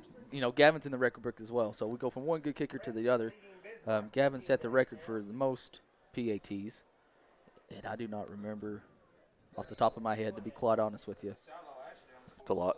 How much it is, but it's 100, and it's a lot. But we got very lucky getting Pablo, because losing Gavin, losing a 3-year kicker, he's got a pretty good leg, hard to replace. Overton gets the ball. Brett Welling, Casey Matson, and Dunn Daniel on the stop. Chase Plumell, though, the first guy back there in the backfield. 25 seconds left to go here in the first half. Cats are up 28-0. We're down to 17 seconds, and Manila is not very. And the Lions probably aren't going to run another play. They'll have to. They're headed off. Well, I guess not. Well. Never mind. Sorry. First half was your score. The Booneville Bearcats Yep. 28. So at the halftime mark, your Booneville Bearcats 28, Manila Lions 0. We'll take a little break, be right back, and let you watch your halftime show. For Isaac Brown, I'm Zach Austin. You're watching Bearcat Football.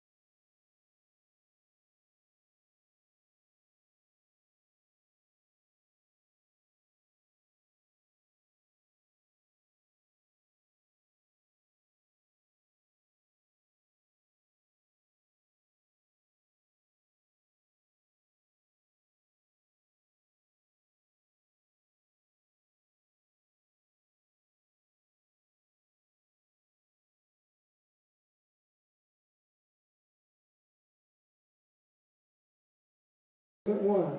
IC's Fantasy, Movement 2.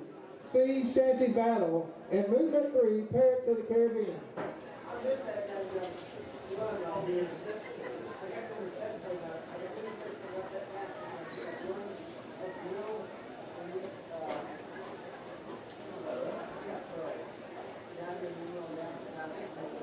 24-14 across it now.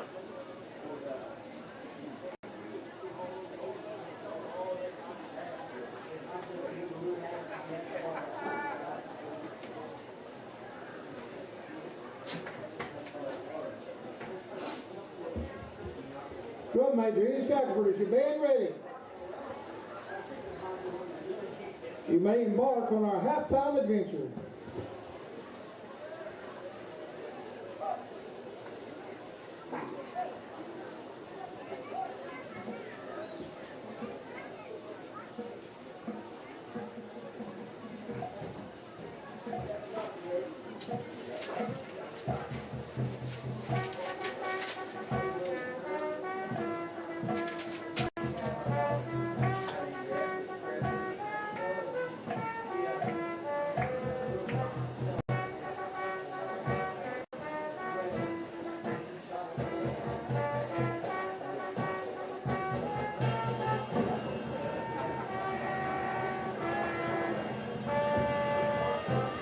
French horn soloist, Ozzy Ramirez, and trombone soloist, Aaron Rhodes.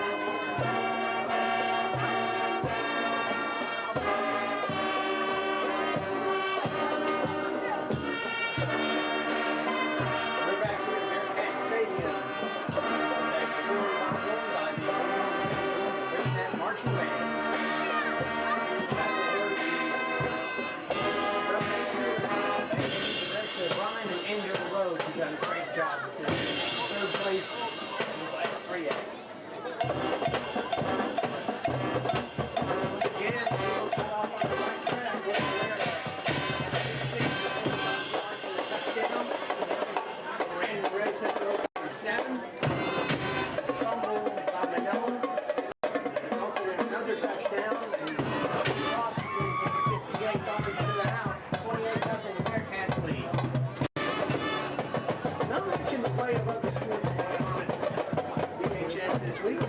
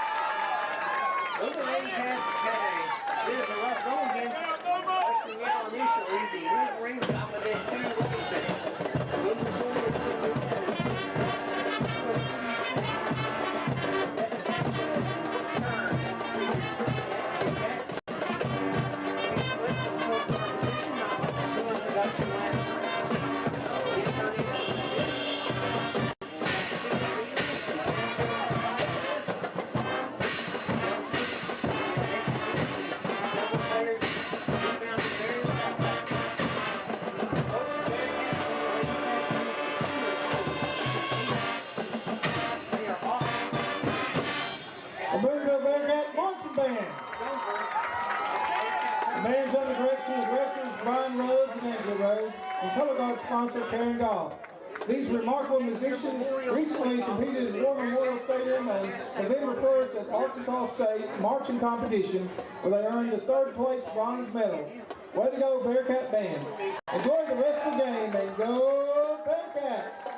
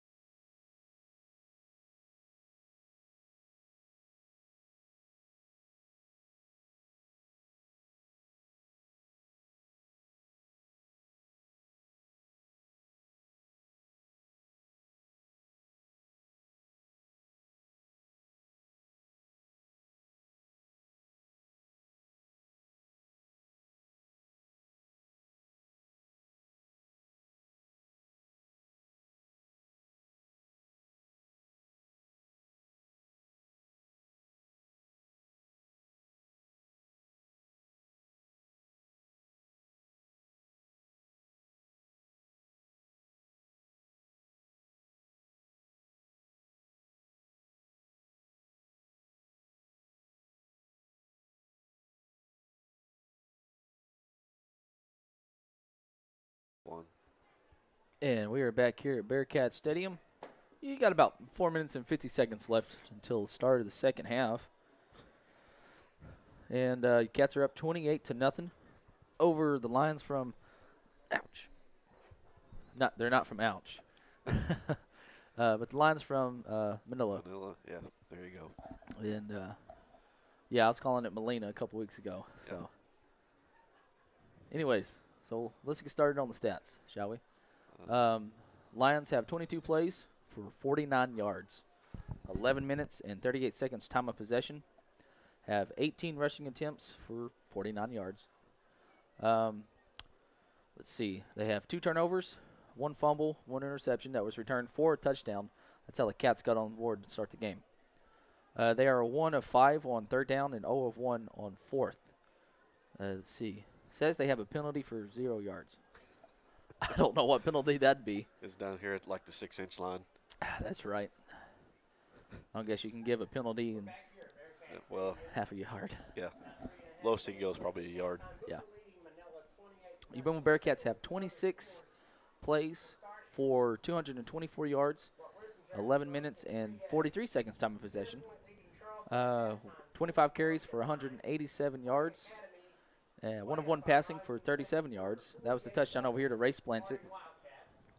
We have 10 first downs. The Lions have 4 first downs. We are 3 of 6 on 3rd down for 50%.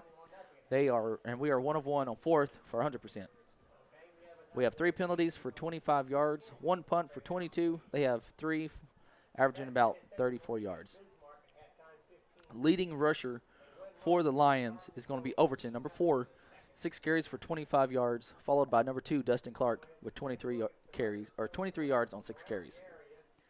Leading tackler is going to be Neal, number 20, 6 tackles, followed by McQueen with 4.5. Brett Wilson has got 2, and Josh Ball has 2 as well. For you Booneville Bearcats, Randon is 1 of 1 passing for 37 yards. Rocky Rossi is their leading rusher, 4 carries for 68 yards and a touchdown. Randon has 11 carries for 56 yards and a touchdown. Dax Goff, 3 carries for 39 yards. Rylan Ray, 6 carries for 27, and Brooks has 1 for -3. Leading tacklers, Dax Goff with 5.5. He's got 4 solo and 3 assists. Dunn Daniel has 2.5 tackles. Randon Ray and Chase Palmel both have 2. And then the Masonator Goers has 1.5. Trace Hall, Peyton Tatum, Tate Rice all have 1 tackle. Pablo set the record for 35 consecutive PATs. We was talking about that. That is PAT at Mino was the longest. Juan did kick one. That was a field goal, wasn't Yeah, it? it was a field goal. Okay. Yeah. Yeah. That was at Harrison. Yes, yeah. Yeah. Joe reminded us of that, and we got to talking about it. But that was 42 yards, or no, it was 40-something, 42, somewhere like that. I think it's 48. Isaac thinks 48. We'll go with 48. That's a little bit longer. Juan had a real good leg on him. He did a good job kicking. Him and Marco both did a good job kicking. Juan actually made a couple 40-yard field goals. There was one more I thought he made in junior high. Made the game winner against Malvern my junior year, your sophomore year. 2008.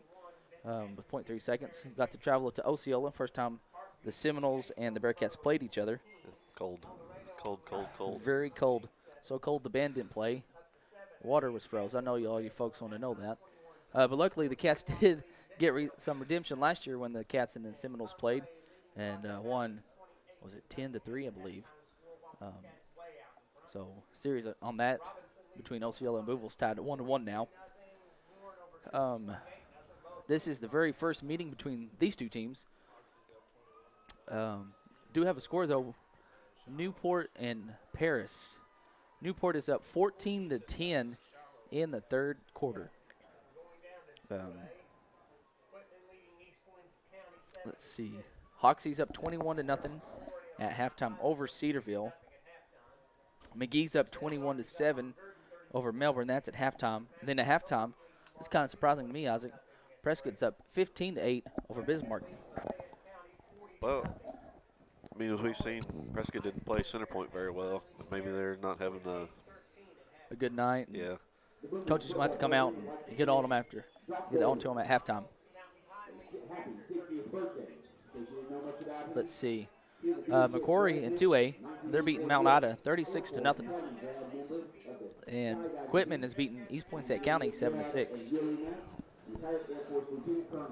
Let's see here. Center Point is up 21-9 over Charleston at halftime.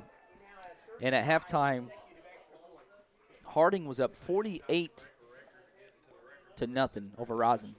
So Harding, depending on how the Charleston Center Point game turns out, if Center Point wins, they will travel to Harding next week. If Charleston pulls it out, Harding will have to travel to Charleston. The winner of this game plays the winner of Glen Rose and Camden Harmony Grove. And Glen Rose was ahead. Let's see, where is it? Glen Rose is up 14-0 at half, or that's in the second quarter, over Camden Harmony Grove.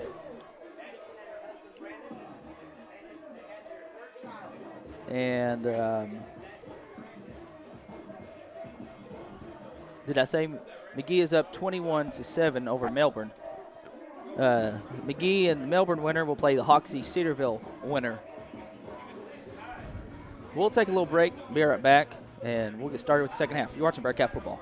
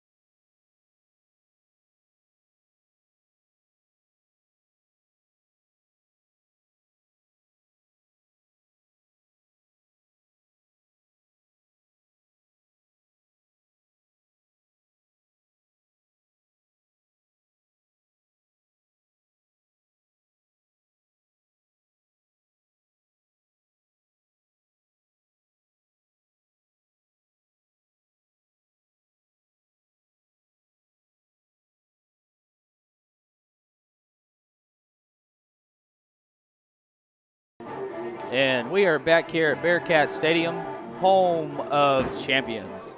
Right off DJ George Drive, Shield Field, second level of Don Elmore Press Box. And that's going to be, if the kicker will turn, I'll tell you who's kicking. So last digit's a 9. Last digit's a 9. Look on my hot chocolate spilled roster here. I do want to say thank you to the guy who brought us the roster. Yeah, 49. 49. That's going to be your tight end as well, Mason Mullen. Yep. He's, I was going to say he ain't 5'7". That's the other guy. Mason Mullen. He's a Onside junior. there. Went through Ryland's legs there. And somehow Brett Welling got it. Yep. So good job by Mr. Welling paying attention there.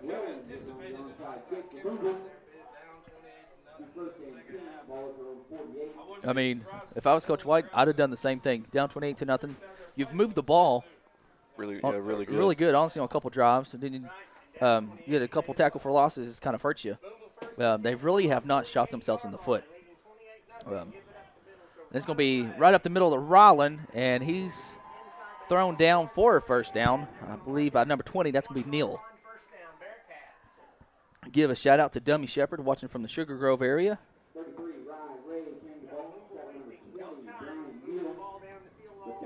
Booneville Bearcats, first down.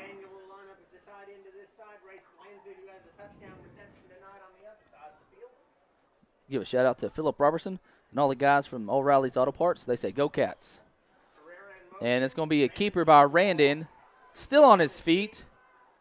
And fighting for his yardage. Fighting for his yardage. He hit probably about 5 to 6 of the 11 guys on the field for the Lions. Number 3, Toby Taylor, and number 49, Mason Mullen.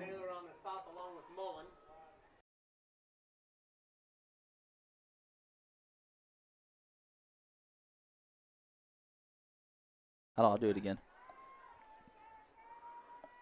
Ross goes in motion. And be Randon on the keeper. He's going to be thrown down by, 51. 51. Jackson Roddy. He's a senior.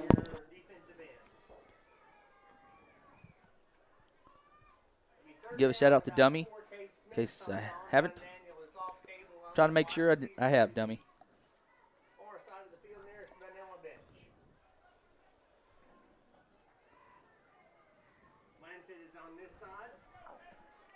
Give a shout out to Sean and Marilyn Wilkins. Ross goes in motion and be handoff to Ryland right up the middle. He's going to be close to the first down. Got a flag coming in late.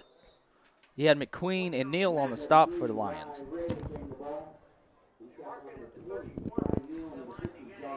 No, illegal hands. Hands to the face. Dax Goff is going to come in. Oh, face mask. Okay, face mask.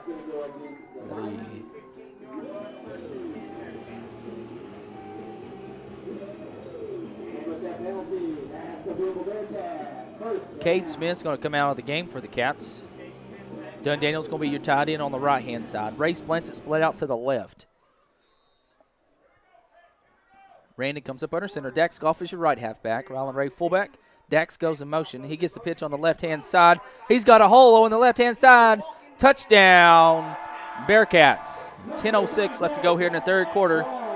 Got a flag coming in. Holding area? I don't know.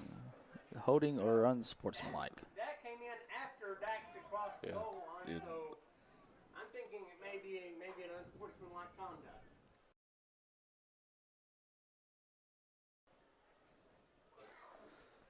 We'll see what the call is. Touchdown should stand if it's dead ball. Official signal. I think they're going over to talk to the Manila coach, Coach Smith, over on the far side. So Because they can assess it. Good job with this team. they can assess it afterwards. Yeah. Yeah. Leading to a 9-2 record so far. Unsportsmanlike, it's against they're going to be called against the Bearcats, maybe. So, that'll be enforced. Unsportsmanlike against the Cats This is after the play. So after the play, so it'll be assessed on the kickoff. 10:06 left in the third quarter. Ferrer on the kick. Cade Smith to do the snapping. Brooks Herrera's doing the holding. And be offsides. I think Manila was offside. yes, they were.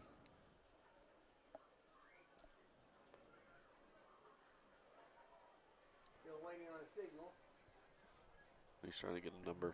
Dunn Daniel is checking in. Are we one guy short? One. Going to be called against the Cats. So somebody on I the guess line so. flips, Pablo will back it up 5 yards. So flinching on us? Or are they calling it because we didn't have all the guys out there? We don't have to have all the guys out there. No, I've seen them run it with, you know, 10 guys before. Well, Anyways, it's against the Cats, so Cats 2 penalties in a row. Snap, kick is up, and it is good. So with 10:06 left to go here in the third quarter, it is 35-0 Cats over the Lions. For Isaac Brown, I'm Zach Austin. We'll take a little break and be right back. You're watching Bearcat football.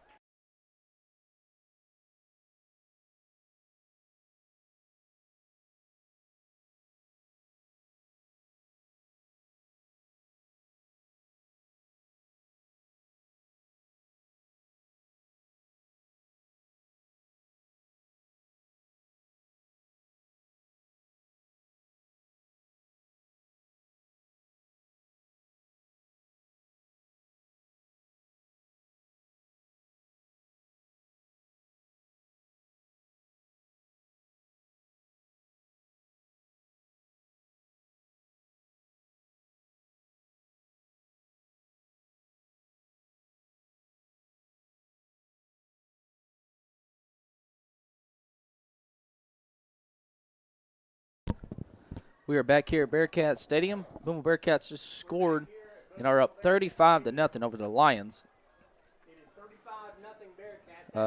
Cats had unsportsmanlike, so we'll be kicking off from the 25-yard line. Chuck Alvarez, he says, great job all around by the Bearcats. And yes, sir, indeed. Good kick by Pablo, and it's going to be fielded by Overton. And he's going to be up over to about the 45, still on his feet across midfield. And tackled by Dax Goff at the Bearcat 38. Overton on the carry. Tackled by number 12, Peyton Tatum, number 9, Pablo Ferrer. So we do have a flag. They're going to mark it at the 39-yard line in Bearcat territory. Penalty? Is there a penalty? I don't know. Yep. Face mask against the Cats. So that's 3 penalties in a row if you count the penalty on the PAT. Where's the flag?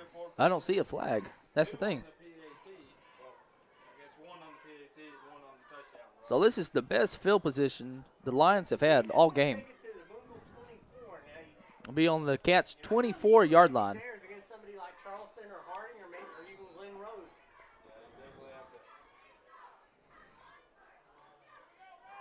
So first and 10, Manila at the Bearcat 24-yard line with 9:42 left third quarter. So Miller's going to be quarterback.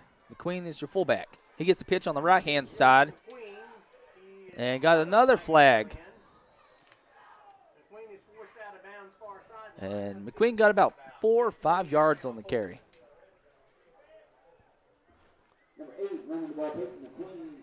Be holding against the Lions.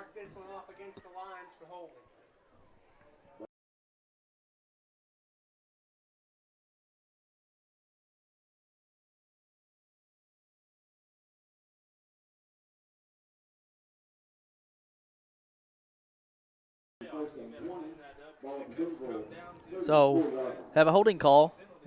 That's the first really time the Lions have honestly shot themselves in the foot. Turns a 5-yard run into a negative. So, it's first and 20 now from the 34-yard line of the Cats. Handoff to Clark coming back here on the right-hand side, and he's met by Dax Goff. And he's going to get back to the line of scrimmage. I'm sorry, that was number 3, Kobe Taylor.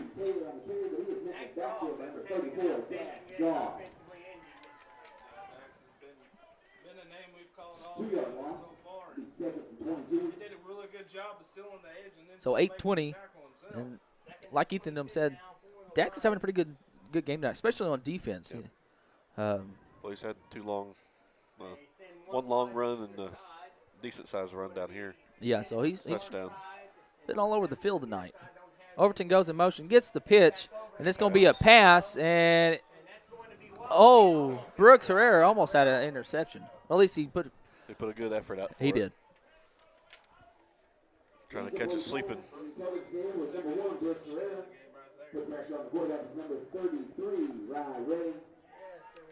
Beck's did a pretty good job not letting him behind him. Yes.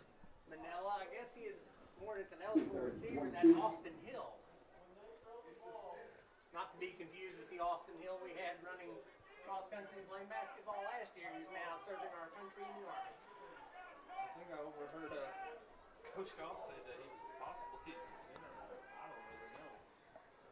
There's going to be a pitch over here to Clark on the left-hand side, and Brooks is just going to push him out about the 34-yard line.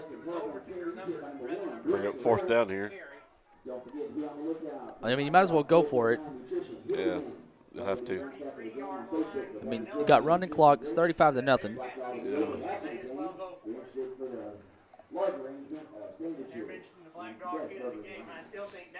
You got Miller talking to Coach White over there.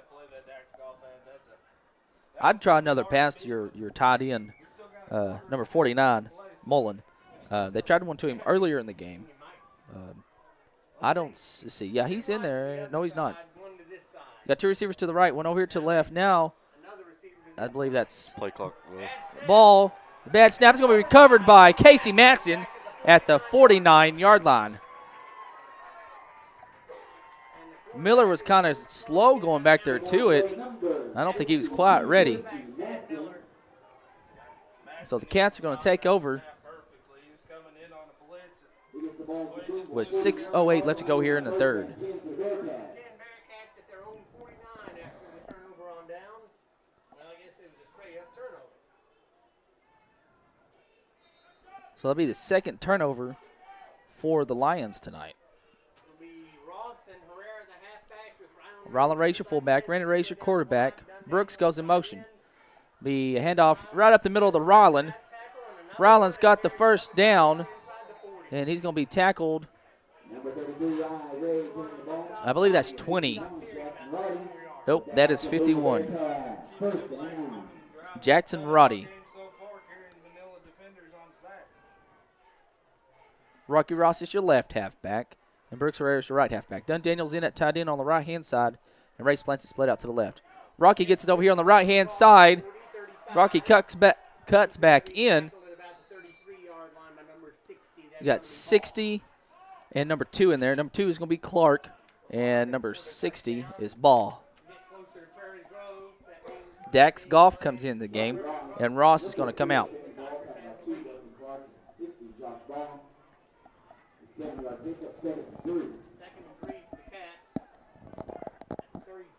So it's going to be 2nd and 3 from the 32. 4:45 left to go here in the third. Be a pitch over here to Dax Goff. Dax goes up the middle, and he's going to have the first down. Ball just about come out there. He bobbled a little bit there. And it's at the 19 or at the 24-yard line. Number 34, Dax Goff getting the ball, and that's a Booneville Bearcats. First down. Tackle number 60, Josh Ball. 1st and 10 Bearcats at the 24-yard Down line. to the 24-yard line. So it's 1st and 10 from the 24. One more time. Brooks goes in motion. He's going to get the pitch over here on the left-hand side. Brooks slips. Oh, man, he had a decent hole there, too. Tripped over the 25-yard line, basically. At least he got back to the line of scrimmage. Sometimes, but man, Brooks stays on his feet. Oh, I'm pretty sure Brooks he had the first down, if not close to a touchdown. And Good seal block on the outside from Brooks, he had a pretty good long run here a couple games ago, but he just hadn't been able to break through. Usually been a holding call or he's slipped like that, but a lot of times it's been a holding call when he's had a big long run. Pitch over here to Rylan. Stiff arm, another stiff arm, and I don't know how that's not a horse collar. Anyways, Neal tackles him at the 20. No, 19.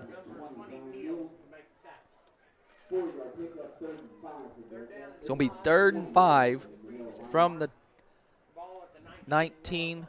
3 minutes and 5 seconds left to go here in the third.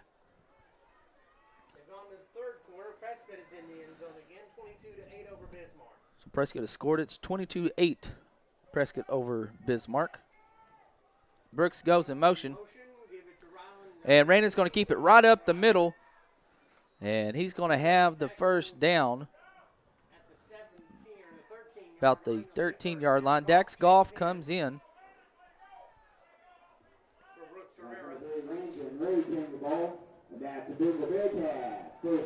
Let's see if we can get you some more scores real quick.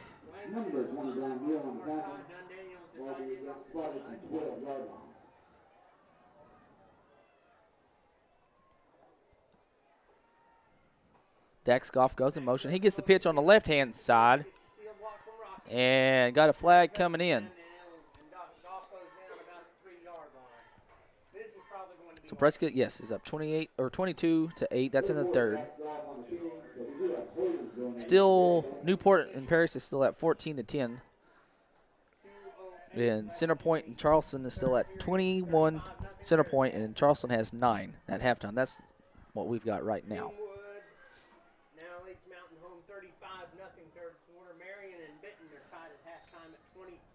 So Cade Smith's going to come into the game for the Cats. Had a good story on him and Brandon Parrish, one of the players from Manila. Brandon, and his brother Nathan's not playing tonight, both injured. But pretty good read on BoonevilleBearcats.com.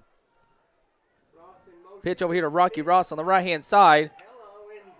And touchdown, Bearcats, 17 yards out. And there's a penalty. Still Ross on the carry, but we do have a flag.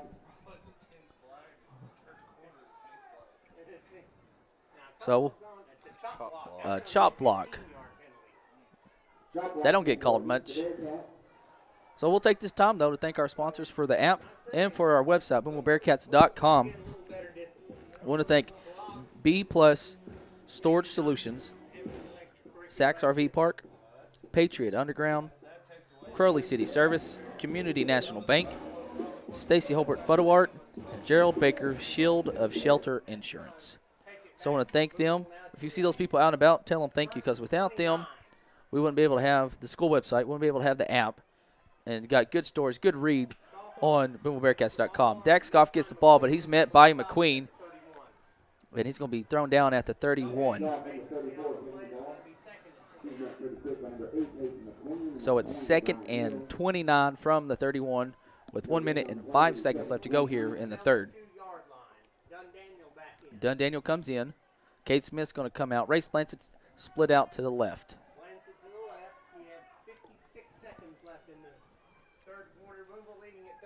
Cats are taking their time.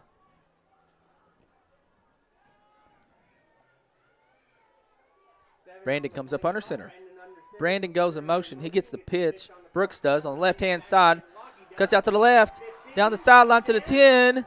And he's going to be wrapped up about the 8-yard line. Good, quick burst of speed there by Brooks. You got 24 seconds left to go here in the third. And that's probably going to be the final play of the third.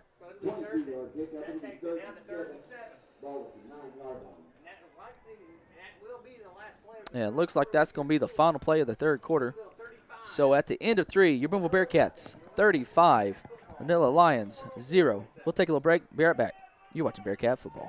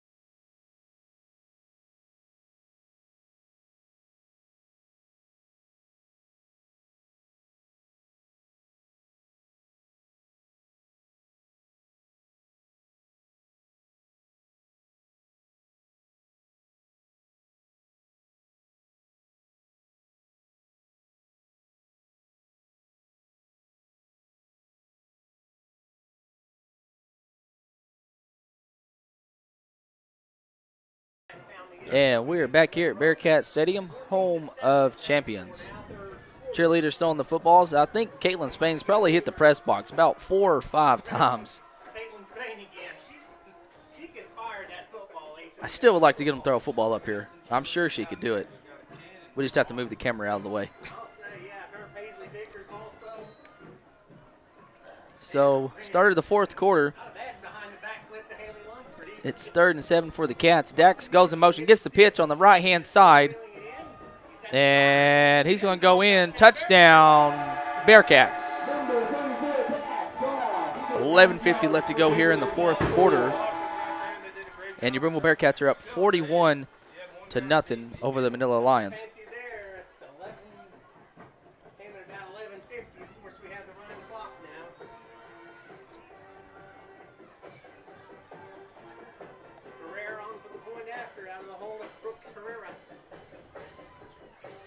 Snap, the hold, the kick is up, and it is good.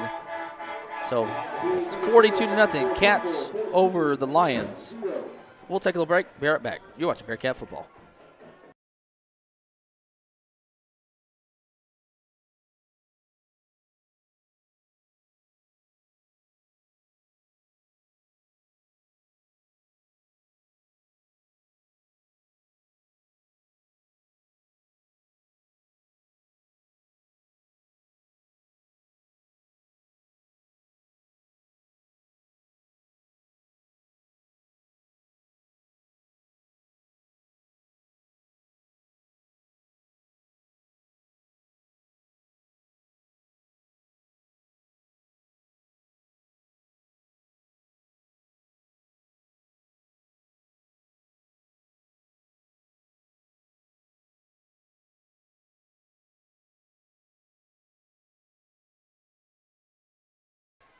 And we are back here at Bearcat Stadium.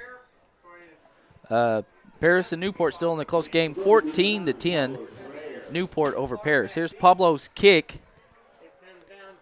I would say that sounds a little loud there. I was like, yeah. And up over on the left-hand side, that's Overton. Still on his feet. He's going to be wrapped up. Looks like Tate and Rice coming off the bottom of the pile. And Cade Smith and Blazin' Jones.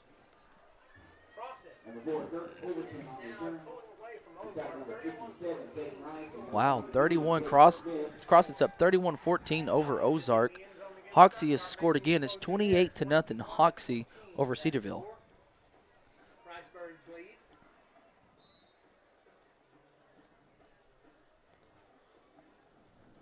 Manila will have 1st and 10 from their own 30. Few second teamers out there. So Miller's going to be your quarterback. Looks like Blazin' Jones is out on defense. Be handoff to your fullback right up the middle. That's Neal, number 20. Neal, number 20, the fullback on the carry. Brought down by Daniel. Daniel on the stop for the Bearcats. Ray Splensett is out there on defense for the Cats now.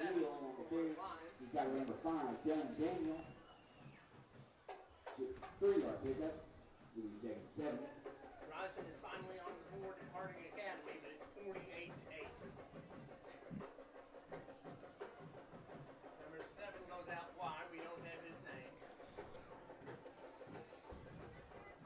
And it's going to be Clark with the ball on the left-hand side. He gets maybe 2 yards there on the carry. I believe that's Rylan Ray on the stop.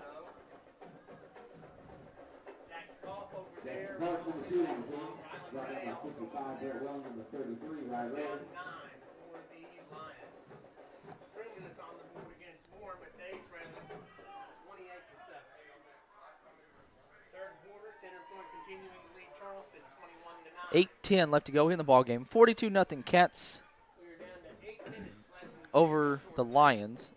On 3rd down and 9. Cody Elliott makes him go over switch sides. And it's going to be a handoff to 3. That's Taylor. Dives forward.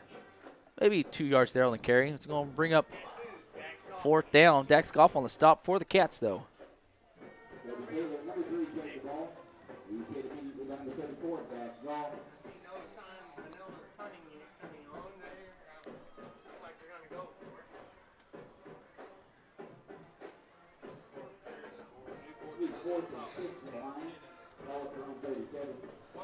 So Camden Harmony Grove has scored. So Glen Rose is up 14-7 over Camden Harmony Grove.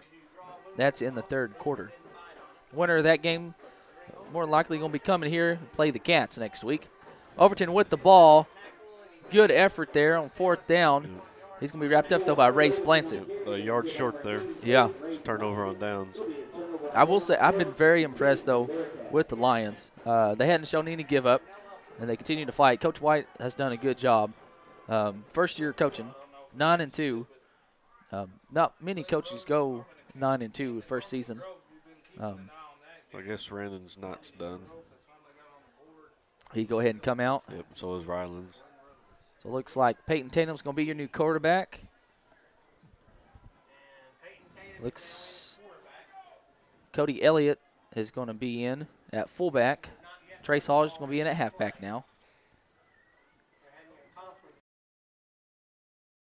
Newport about got a safety.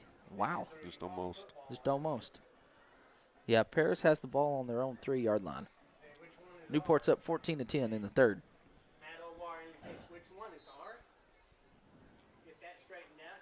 So Cade Smith comes in at receiver. Ray Splensett split out to the right.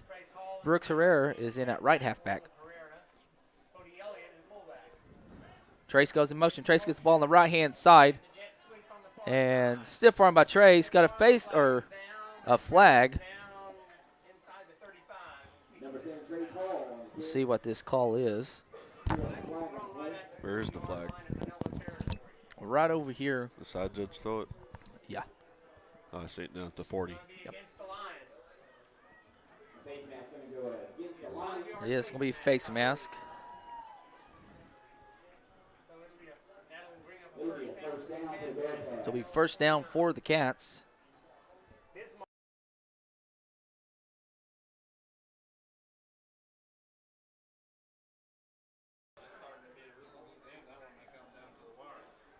Again, Peyton Tatum's your quarterback. Brooks goes in motion. Peyton with the ball, pitches over here to Brooks on the left-hand side. Little sidestep. And they're going to have Brooks in the backfield again. Looks like number 20, Neal, in there on the stop. 22 was the first guy there, though. That's going to be Gabe Bennett. He is a junior. Glenn Rose is in the end zone again, 21-7 against Harmony Grove. So Glenn Rose has scored again. It's 21-7. Glenn Rose over Camden Harmony Grove. To the near side. Hazen is taking the lead against Bigelow, 14-13. That'd be a mile. Trace Hall goes in motion. He gets the pitch over here on the right-hand side. Sheds a tackle. Trace still up on his feet. Trace has got the first down over to the 15. And he's going to be stopped about the 13-yard line with 4:17 with 4:14 left to go here in the fourth quarter.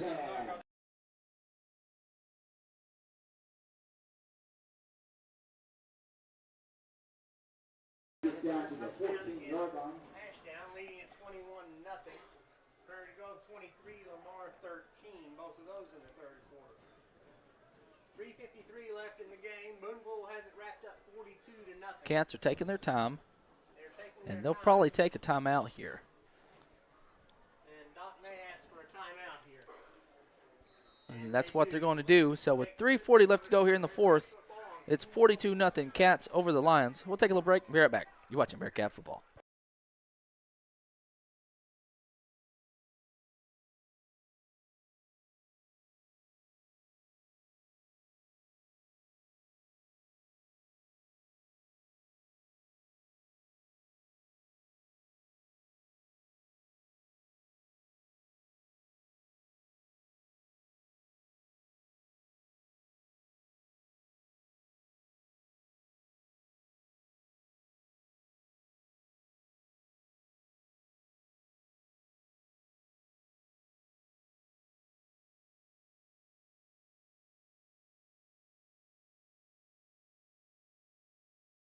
And we are back here at Bearcat Stadium. And it looks like we've got the rest of the second string coming in. Gage Bouchard, number 76, is going to be your center. Our buddy Lance Sims, number 75, is going to be your right guard. Tate Ross is in at right tackle. Looks like your left guard is going to be number 74. That's going to be Crosby. And Ferris Daines, number 53, is going to be left tackle. Elliott right up the middle. And it looks like Cameron Osborne was in that tight end on that play. Garrick Barr is going to come in at fullback now, number 24. And Cody Elliott's going to come out. Trace Hall still in at halfback. And Shelton is in at your receiver. Blazing Jones is in at receiver over here on the left-hand side. The wide receivers now are Blazing Jones and Skylar Shelton. We got too many guys out there, Second and right? 4. Unless I miscounted.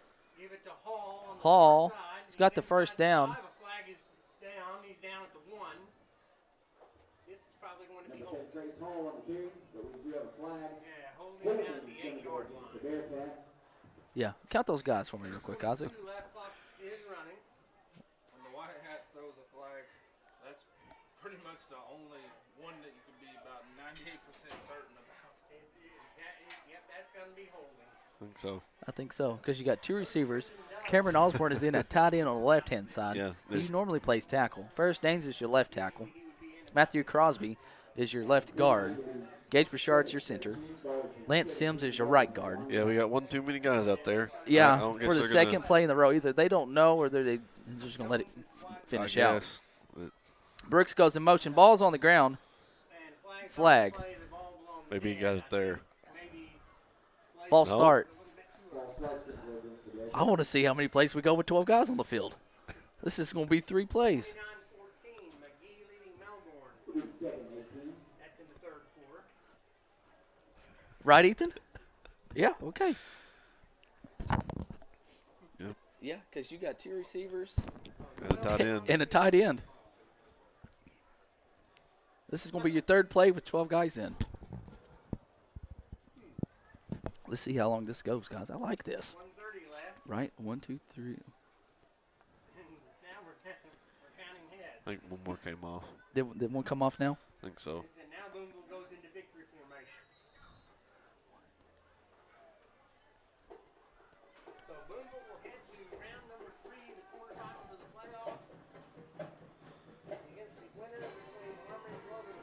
Man, still count 12. I still count 12 too.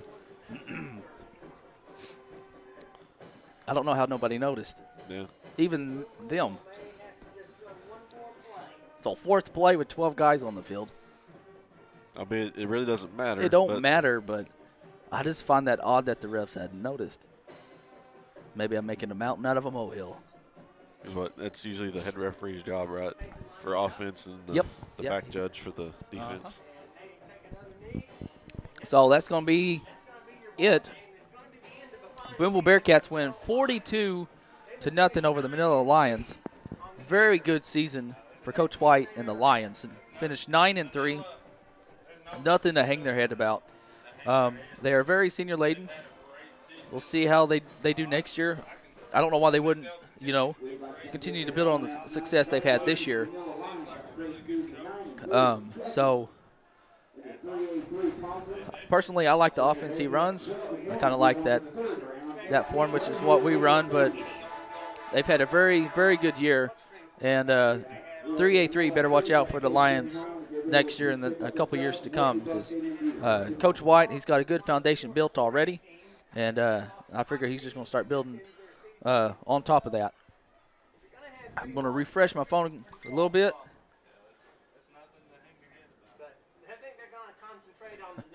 Barry said they counted 12 too. Must be a new offense. Yeah, Barry. Refresh your phone again. Get you some final stats for tonight's game. Again, all the stats are courteous of Mr. Glenn Parrish. All right.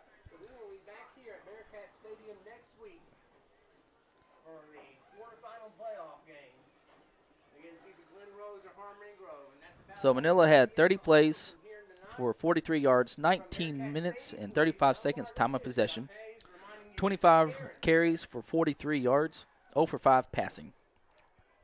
Had 3 turnovers, 1 of 7 on third down and 0 for 3 on fourth down. 3 penalties for 25 yards and 3 punts for 33.7 yards. Cats had 49 plays for 364 yards, 28 minutes and 24 seconds time of possession.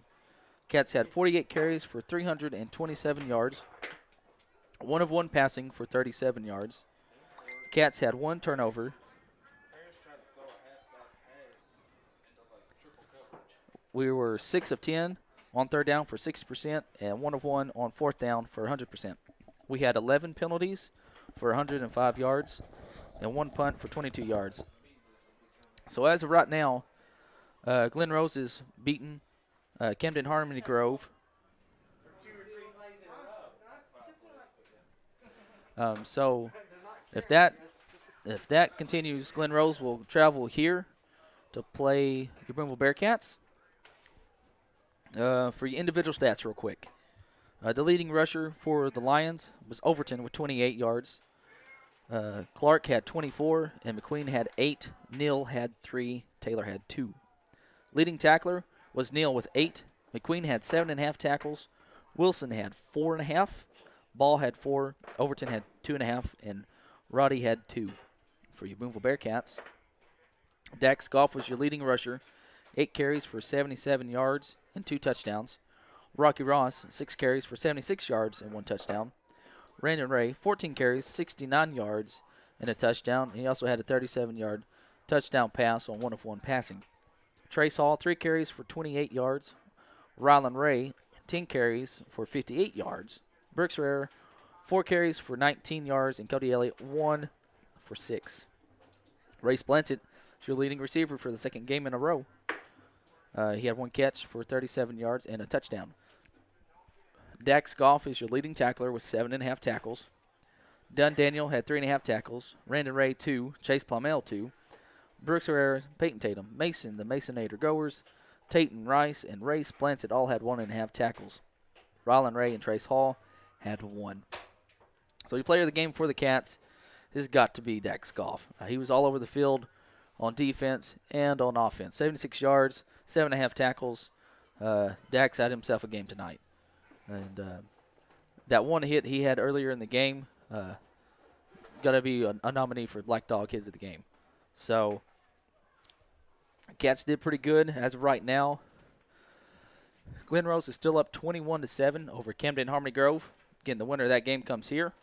Cats will be at home next week, more likely playing against Glen Rose. That game's in the fourth quarter. I guess that's it. For Isaac Brown, I'm Zach Austin. We do have another score update.